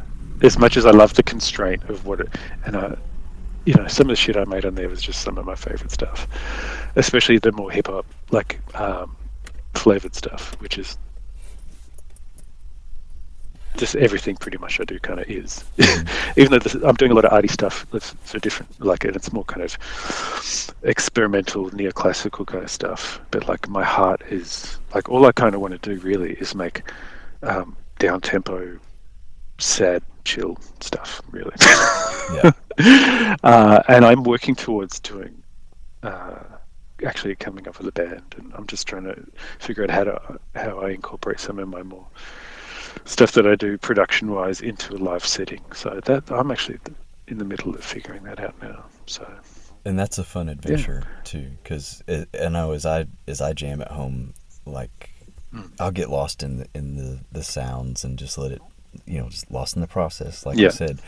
But there are times when I'll be aware of what I'm doing, and I'm thinking, okay, now how would I approach this if I was like playing live? If there was people watching or listening, like how, starting, stopping, transitions, and all this, like getting to know my instruments better and things like that. Like it's a whole other world of sound play. Like to think of making it a fun for the listener. Like I don't care. I can sit down by myself and take my time to plug away a few notes and rewrite a sequence and adjust all the shit and get it right, and then just jam out on that for a while. I think that's all you need to do, man. Like you're in arty experimental kind of. These are the people you're talking with. Well, that's and like people again into the process. They're not asking for a big chorus and like when's the bridge coming, and like I want to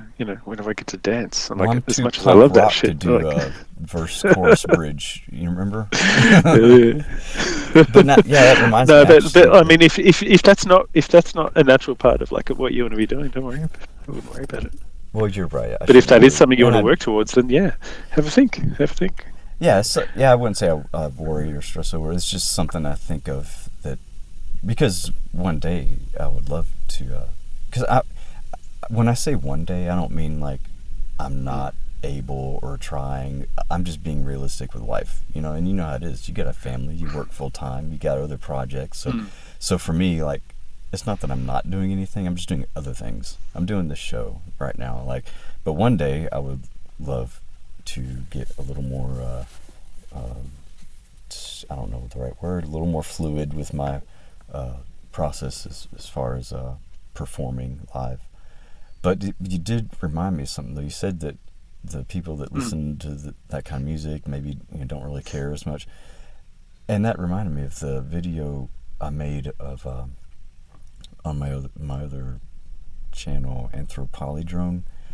That jam in the forest, there was nothing pre-recorded or no patch saved or nothing at all. I just, that was just like how I jam at home. Like I just turned it on. Yeah. I turned stuff on. Nice. And started playing with sounds and see where it went. And so even though it's kind of a cool little nature hike jam video, like it's just like how I play at home. I didn't have no plan at all. As a matter of fact, that was the I love that, man. That's where the jazz greats are like. That's what they're all aiming for too. You know what I mean? So to be like, just to be free, and that's what I'm aiming for. Is because I have been so just caught up in the intellectual aspects, and like, dude, I'm so obsessed with like historical context, like genres and subgenres and this and that. I'm just like, I get so blocked by stuff because I'm like, oh, this is derivative of that. I don't want to do that. But then I'm like, fuck, Yeah. you know, you you know, I'm just creating all these books for myself. But really, if I let go of that and go, what do you enjoy? What do you love? Do that. Fuck it. Don't worry about it. Well, Like it's exactly. yeah. Because even So if because you created because a whole everything's new yeah, sound, like that's it's still a fusion of something else right. technically. Like, did you unless you've completely created all the gear and you've used alchemy to create the components of whatever you've made, and you've invented a new language and blah blah blah. Like we're still You're like still drawing upon we're something blessed. you We're, knew. we're blessed to be at this. To Yeah. be have all our four, you know, our ancestors uh, to build up upon. Yeah. It's a blessing. So I don't know. I love. I'm coming more and more to terms with like fusion, but I'm still a bit of a musical fascist. Like, it needs to be done with high intent and not like just cashing in. It's just like, can you add something to this? Yeah. Okay, good. Well, keep on going. Right. Yeah. Yeah. Not just playing to the genre or play like checking the boxes. Yeah, But yeah, letting your creativity run unbridled. Just whatever you feel. Just do it.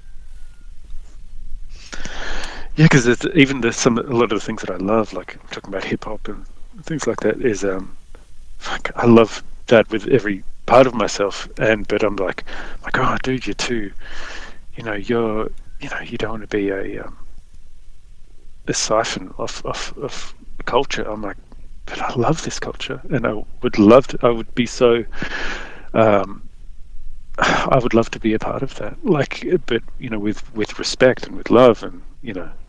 so. But that took me a long time to accept that I could give something as a so-called Caucasian, whatever.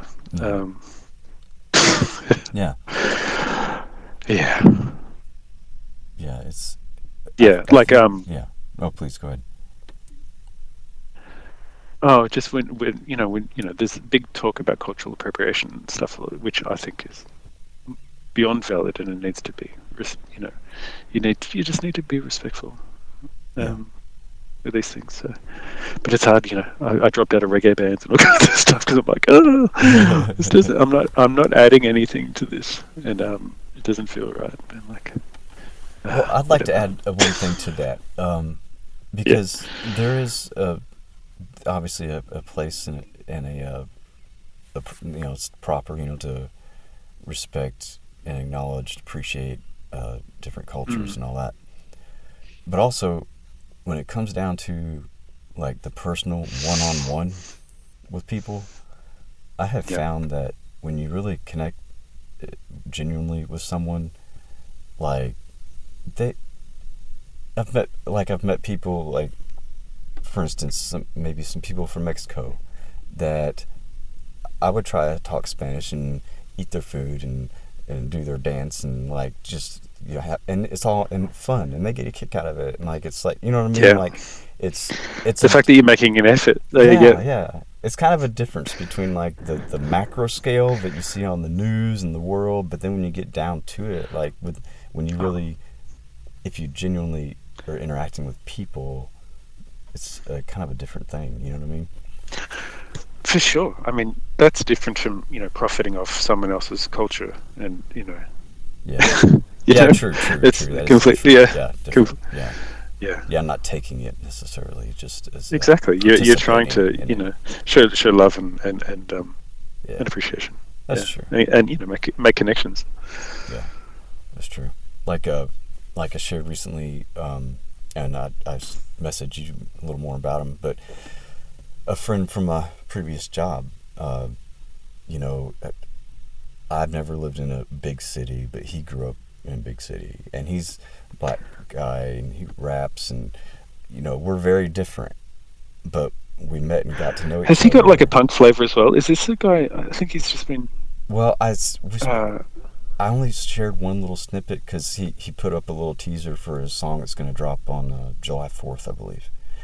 Okay. And he he and I have outwardly, we're very different, look totally night and day, But we got to know each other and meet and at work, and just he's just a beautiful soul. We love art. Yeah, man. We Yeah. he would have the same conversation with us here, between us, like just wanting people to succeed and be healthy and happy, and he's learning from life and pursuing his dreams, all these good things, that we all talk about, most of us as artists talk about. But on the outside, just walking past each other on the street, you would never think that. Like, you would think, oh, he's like from a different world, Yeah. But we're all humans, You don't know until you do. Yeah. Like, yeah. And I'll share more about when his stuff drops. I'll definitely. I did share follow. more. I remember who you're talking about now, and I jumped onto his page and followed, and I'm keen to check out the release. And there was some cool. I just noticed, and I went through it, and like he's interacting with these kids, and this, and that. I'm just like, this is this is a vibe. I'm definitely keen to see what happens. Yeah, yes. And like I shared with you in a message, like if you guys are so like on par, then like he's bound to be dope and lovely and all of that. Yeah, he's a good dude. And we haven't talked too much about the making the music and the gear. We have a little bit, so I'm not sure exactly, if he's done the beats on his song or if he had someone to do. I'm not sure how all that worked out. We've talked a little bit about the music making, but mostly we just talked about the passion for art and just trying to be living in love. Dude, words. Oh man, words are hard. Yeah. Well, one of the things I shared with you was was a little poetry that I wrote, and I force myself to do poetry every now and again, and just get the written word out, because I actually, a friend of mine, Ant, also known as the North Farm Wizard up here, he has like an outspoken poetry thing, and people come in and just like bare their souls, and he says, this is not, I can't say this is a safe space, but this is a brave space. And like people are just coming in and like sharing their words, and I'm just like, it's really beautiful, and that's what I want to do more of. And of what I was saying is about your mate, like whether he does the beats or not, like getting up there and being so direct, like words are incredible, like, and they're so powerful. So I'm aiming for that eventually. So that's why every now and again I'll throw some poetry or some political rant or something up on my Instagram. Just getting up in my feelings about stuff. So like, yeah. And that's something I'm really just, I don't know what's the word. For someone that has a podcast, you think I could talk better, but sometimes I stumble over my words a lot.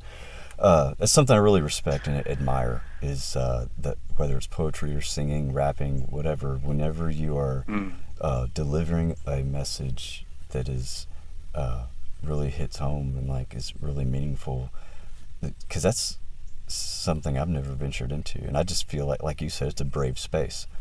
It took me steps of, little bravery steps of going online, then putting music on there, then showing my face, and now I'm doing this. But I've never, like, from the depths of my heart, like, sang or write with the English language, That's so I have a lot of respect for that, because I can only imagine. You do speak a lot more than I do, though. Like on your Insta, like, and it's always straight up. It's always. That's all I know how to do. Beautifully direct, man. Like, and it always feels like honest and like for real. So yeah, man. Dude, hey, I just speaking of. Oh, sorry, no, I don't want to cut you off because I just gave you some kudos for what we're gonna say. Oh, I was just saying thanks, because that's all I strive to do. I stumble over words a lot. I'm not perfect, but I try to be real and authentic. People are drawn to you for a reason, Well, that's because that's something I'm dealing with, not, I mean, not to, not to, Well, I let mean, I us know help what you you're with that. saying. Not Like, like I'm some much love, big man. thing, but I mean, but what No, is no. it? If that's part of my personality, When you part start of feeling that, my, we're gonna tune out. I'm sorry, man. yeah, yeah, I know. But if that's part of who I am, then like, what's my responsibility to do with it? You know what I mean? Just If keep people it. look at me, or Just if keep being people honest, listen, man. Yeah. then no, absolutely. But you know, like I could either drop off and seclude myself in my home, or I could do something. So, with every As long as you aspect of come my back. personality, what is my responsibility to do Yeah. for my people? You know what I mean? For, and Don't everyone let that has their own weigh you little down, man. Yeah. thing that they're good at, or you know, whatever. I don't like talking about what I'm good at. I feel weird, but you know what I mean. Like everyone I has their get it. I thing. get it. So, Now, being humble's because it's I'm still underrated. just figuring it all But out. also, you can go the other way and not give yourself enough love as well. So Yeah, I try to yeah, keep it just even. and you're easing into it. You know.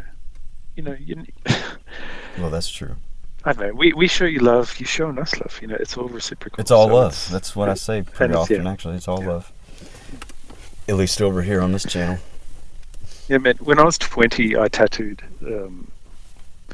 the mantra of compassion to the inside of my right forearm, and there was a message to me because I had been acting with love with everyone around me for as long as I could remember, but I kept on forgetting myself, and so that's there, and I don't always look at it. I don't always acknowledge it, but man, it's important. Yeah, that reminds me of. I don't know how many people read all the like hashtags and stuff, but lately I started doing. That can be fun. Yeah, it can be. I don't do it, Because but sometimes yeah. I'll do. I haven't done it in a while, but sometimes I'll throw a random goofy one in there just to see if someone says something. But Yeah. but lately I've been tagging or hashtag whatever, love yourself and love others, Yeah. because it's something that I'm growing into, is like learning who I am, accepting who I am, and truly loving who I am, faults and all.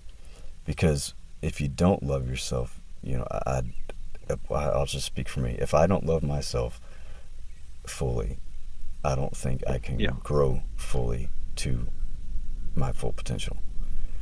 So, as much as I don't like to say about loving others and stuff, it truly does start with yourself. You have got to accept who you are, love who you are, and Agreed. from there you can work on the things you want to change. But if you gotta love yourself. And it could sound a little ego driven, but if you're in your heart, it's you a basic, really have to it's a love basic yourself. necessity, man. Like Yeah. it's self-preservation. Like Yeah. it's not a dirty word. Like obviously it can be twisted. Like, but that's. And I used to not get it, like I would, like I used to work like way too much, like just very driven to work and make money. And not that I ever made a lot of money, but I was always driven for work. Same. or things I had to do. Like I gotta do this, gotta do that. But loving yourself. First step to loving yourself is keeping a balanced life. And sometimes, like you said early on, sometimes you gotta say no. Sometimes you might let people down, but you've got to keep a balance. And if you're not staying balanced, whatever that balance is for you, you got to find your own balance. Whatever, if you're not maintaining your own type of balance, you need to have peace and calm in your mind, and think clearly and make good decisions, and become that better person. Then you're gonna get stuck. If you're not stuck already, you're not gonna progress. You're gonna get burnt out. So you gotta love yourself and take care of yourself. And for me, that started with at ground zero of giving myself the time and not judging myself for when I needed to take time. And often it's very small amounts of time, with the busyness of life. But you've got to make a moment for yourself. Excuse me. Do you think did that come after sobriety? Yes, absolutely. Yeah. Yeah. Because during the drinking years, it was I would I was the attention I gave myself was in a selfish way because I was feeding addiction. Of course, yeah. But beyond that, no, I was still driven very much by things I had to do. I have to go to work, or I have to do this, I have to do that. But now I'm sober, thinking clearly, learning about myself, trying to figure out life, and learning that, everything you experience in your life, it comes after your existence. Like you were born, then you start experiencing life. So with every day, you not that I get up and have a ritual every day, but just saying, like, you got to take care of yourself first and then proceed from there. You might have more rituals than you realize. Yeah, well, yeah. We're all habitual. Yeah. In ways. Well, I don't have more rituals. I'm detracting. I'm sorry. Yeah.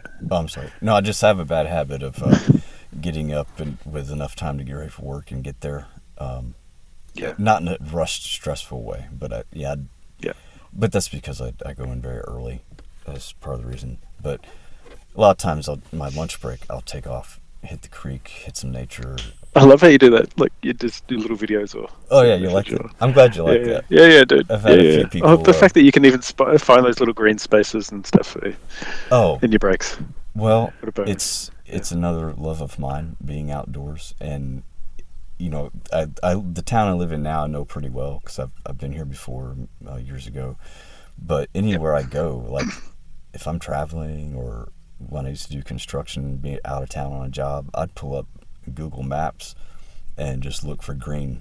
Where's the green? Okay, there's the forest. Where's the blue lines? Okay, there's the creeks. And now, where's the roads? Okay, there's a bridge.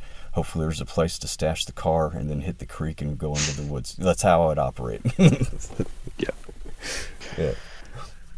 Do you swim much in the creeks? I don't know what the weather's like in Kentucky. But Kentucky has... It's fairly moderate water. Where I am. Like, It's same here. It's very... you get all the seasons.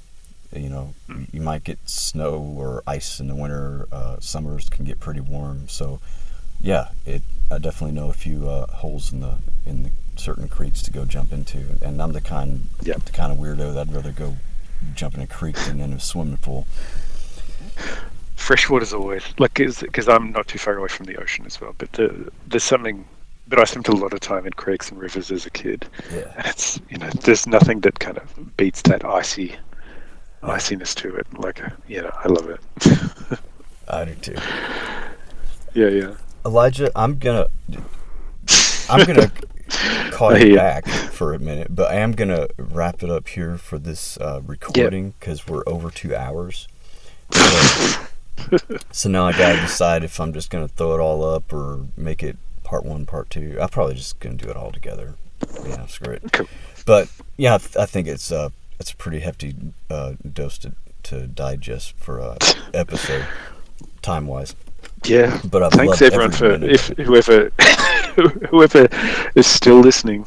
Yeah, man. If you're still listening, this is the marathon. What do we need? We need a code word so people can comment, like, with the code word if they listen. If you've listened to this whole episode, then please respond with... Oh, hang on. Have we even mentioned that I go by the alias Mass Feels? I think M-A-T-H. In the very beginning you did. Mass Feels on Instagram. Mass Feels. Okay. Mass Feels, yeah. Well, yeah, because then you mentioned the other where you're putting some older stuff. Yeah, mid-E. Yeah, mid-E. Yeah. Okay, cool. No, I just thought that. Okay, what's... Anything else we need to cover? Do you have any other accounts or any socials or music anywhere you want to plug or point out? No. Okay. Look, even the MIDI one, I'm a bit embarrassed by because it's like mostly just old shit. But it's and I don't have a lot on my Mass Feels because like a lot of the stuff is more like it's all processed. Like I'm doing stuff. I'm doing installations. I'm doing this and that. Which I really do want to shout out. Go ahead, shout out. Do your shout outs. I just want to shout out my bro, Edwin Davies. He's like, speaking of rappers, he's one of my favorite humans. I just love everything that he does, and we don't really get to see each other very often. But we were doing a thing. We were going by Edit Math. Like dude, he's just his raps off the top of the head are incredible. And we had like kind of parallel lives with lot of stuff, but like he was on the streets and all kinds of shit, which I wasn't. But Could've been. he's just an incredible dude. And if you want to follow him, he goes by edit and chop, EIDITNCHOP. He's on Insta. Hopefully he'll be bringing out an album soon, because he's also a great beat maker. Just want to show him love. We were, he's got a young family, and we just haven't been able to connect. And so yeah, show him love. Whatever I'm doing is like, I don't know. We'll see. I'm happy just meandering and just doing whatever pops up. Yeah. So that, by the way, I'm sorry. So that'll range in between like heavy. I'm going down like a like a Meshuggah. Imagine like if Meshuggah and like was trip hop. I'm kind of going down that route at times. Like I love my slow, doomy, technical things, but basically. Like the more shit that I learned that was technical, the less I cared about it. Like even though I love jazz and I was studying it, I was just like, nah, I just want to say and make things and make people feel stuff. And maybe some people will dig it or share a vibe or whatever it is. So, yeah. That reminds me. Thank you. Right away. Well, you're welcome. I have a bad habit of interrupting people. I apologize. But I'm going to blame it on the delay of a long distance call. Maybe I'm starting to talk, or you're talking before you hear me talk, or vice versa, But do you know it's nearly tomorrow for me, for you, compared to you? I know, isn't that wild? Like I talked to another. Do you know what's been out? Oh yeah, I've talked to another friend in Australia before, and it was like different days, and I was like, dude, it's like you're talking to me from the future. Do you know what freaked me out more is when I flew to like Samoa, like independent, Western Samoa, and I went back in time. Oh it was my literally gosh. like the day before. Did you feel and it fucked me up even more when I came back. No, I didn't, because I had to come back like later. So like I had to come back eventually. Okay. Well, earlier I was just gonna say when you after you do your sound installation, I would love to see some of that, hear some of that online. Oh, I'll pass some stuff on, of course. Awesome. Because I'll be making like a video component for this, and so for me, video editing, like the process is, because I'm familiar with working with DAWs, for audio sequencing and processing and all that kind of stuff. I love that shit. Like video for me is just like it's a similar workflow. So I do a bit of that as well. If anyone looks at my Instagram, like I do a lot of like mashups of different stuff visually with especially with my old stuff. Sometimes like with my old account, I'm putting up old tracks, like stuff that I was literally recording in the 90s and stuff, but with like I found this audio, and I'll just put a new video with it just as a visualizer to get it cracking. I just find that fun, and it's really easy for me. Good. Especially if I'm stealing other people's shit and like mashing it together. So that's just a head start. That's all. A head start. Yeah, head start. You guys are gonna borrow this head start. Oh, dude, like we were talking about the ethics of stealing before. Like, I'm not actually profiting off this stuff. It's just for fun. It's just like. Yeah, and of course, I'm a hip hop head, so like, if you can like repurpose something and actually just make it something completely new, then I'm all for it. And like all culture, whether artistic or whatever, it's all fusion, and it's whether you do it tastefully or not is where it matters, really. Yes, and if you're not profiting, if you're just doing art just for the sake of art, I feel like it's exactly it's a respect. Like you like that enough to use it, like that's. Yeah. Like, wow. Like, I've had a few instances where folks wanted to take something of mine to collab with, and I was like, of course. Oh, that's amazing. That you like it that much, Even a buddy of mine I posted just a little clip of my machine at work running. It's the rhythmic, machine sound. And, snake was that Chris? Siren. Yeah, Chris. Yeah, dude. Yeah. I love that. Such dude. a good. Like dude. we've been chatting. Yeah. We've been chatting heaps actually. Are you getting him on the show? I don't know yet, because okay. we have talked about. I'm going to get in his ear. Yeah, Yeah, cool. tell him to. Yeah, I love Chris. Yeah, cool. He's a really good friend. Yeah, but he took that and made a little jam with it, and I thought it was really cool. But I again, saw you that. know, Yeah, just yeah. yeah, just the fact that it's more like a. I like it when someone does that. Like it'd be different, like you said, if you're making money off it. That's fine too. Just give me some of the money, right? I agree. Otherwise, it's all for art and it's all love. So have at it. But okay, I'm gonna wrap this I'm up totally down to that. because Do it. Okay. it's almost 2.5 hours. Yeah, I know, right? And I've loved every minute of it. And if I wasn't thinking Yeah, of same, man. the Same. recording, then I would keep going. To be honest with you, but Yeah. I'm gonna wrap this up. So Go ahead. yeah. So sorry, not sorry to everyone. Yeah, exactly. Because I've had a great time, and I hope you guys have had a laugh and you know, felt something, you know, either way, and got some gems from it. I Anyway, hope so. big love to everyone, especially to you, man. Thank you so much. And big love to you, Elijah. Thank you so much. And if anyone listened to this whole thing, please comment the secret code word Meshuggah Trip Hop in the comments, and we'll know that Oh, we that made it is to the very end. specific. Yeah. Okay, cool. Yeah. That no one's gonna guess on that. You know, it's well, they wouldn't even know it's code word in the first place unless they listened to the whole thing. So. And if they got past that, and my no, fuck it. I'm gonna overcomplicate things. We'll just leave it at that. Yeah, let's not complicate it. We'll keep it simple. All right, This is half brother. our problem. Okay, man. Dude, I love you. I appreciate you being on today. I'm so grateful for your time. I knew you had a long day already with work, but we made it happen. I got up early. You stayed up late, and it's beautiful. All love to you, Miss. Thank you so much. And I look forward to hearing the next pod, which is the one before this one, technically. Yeah. And anyway, okay, I'll catch you soon, bro. All right, love you, bro. Bye. Love you too, man. Bye.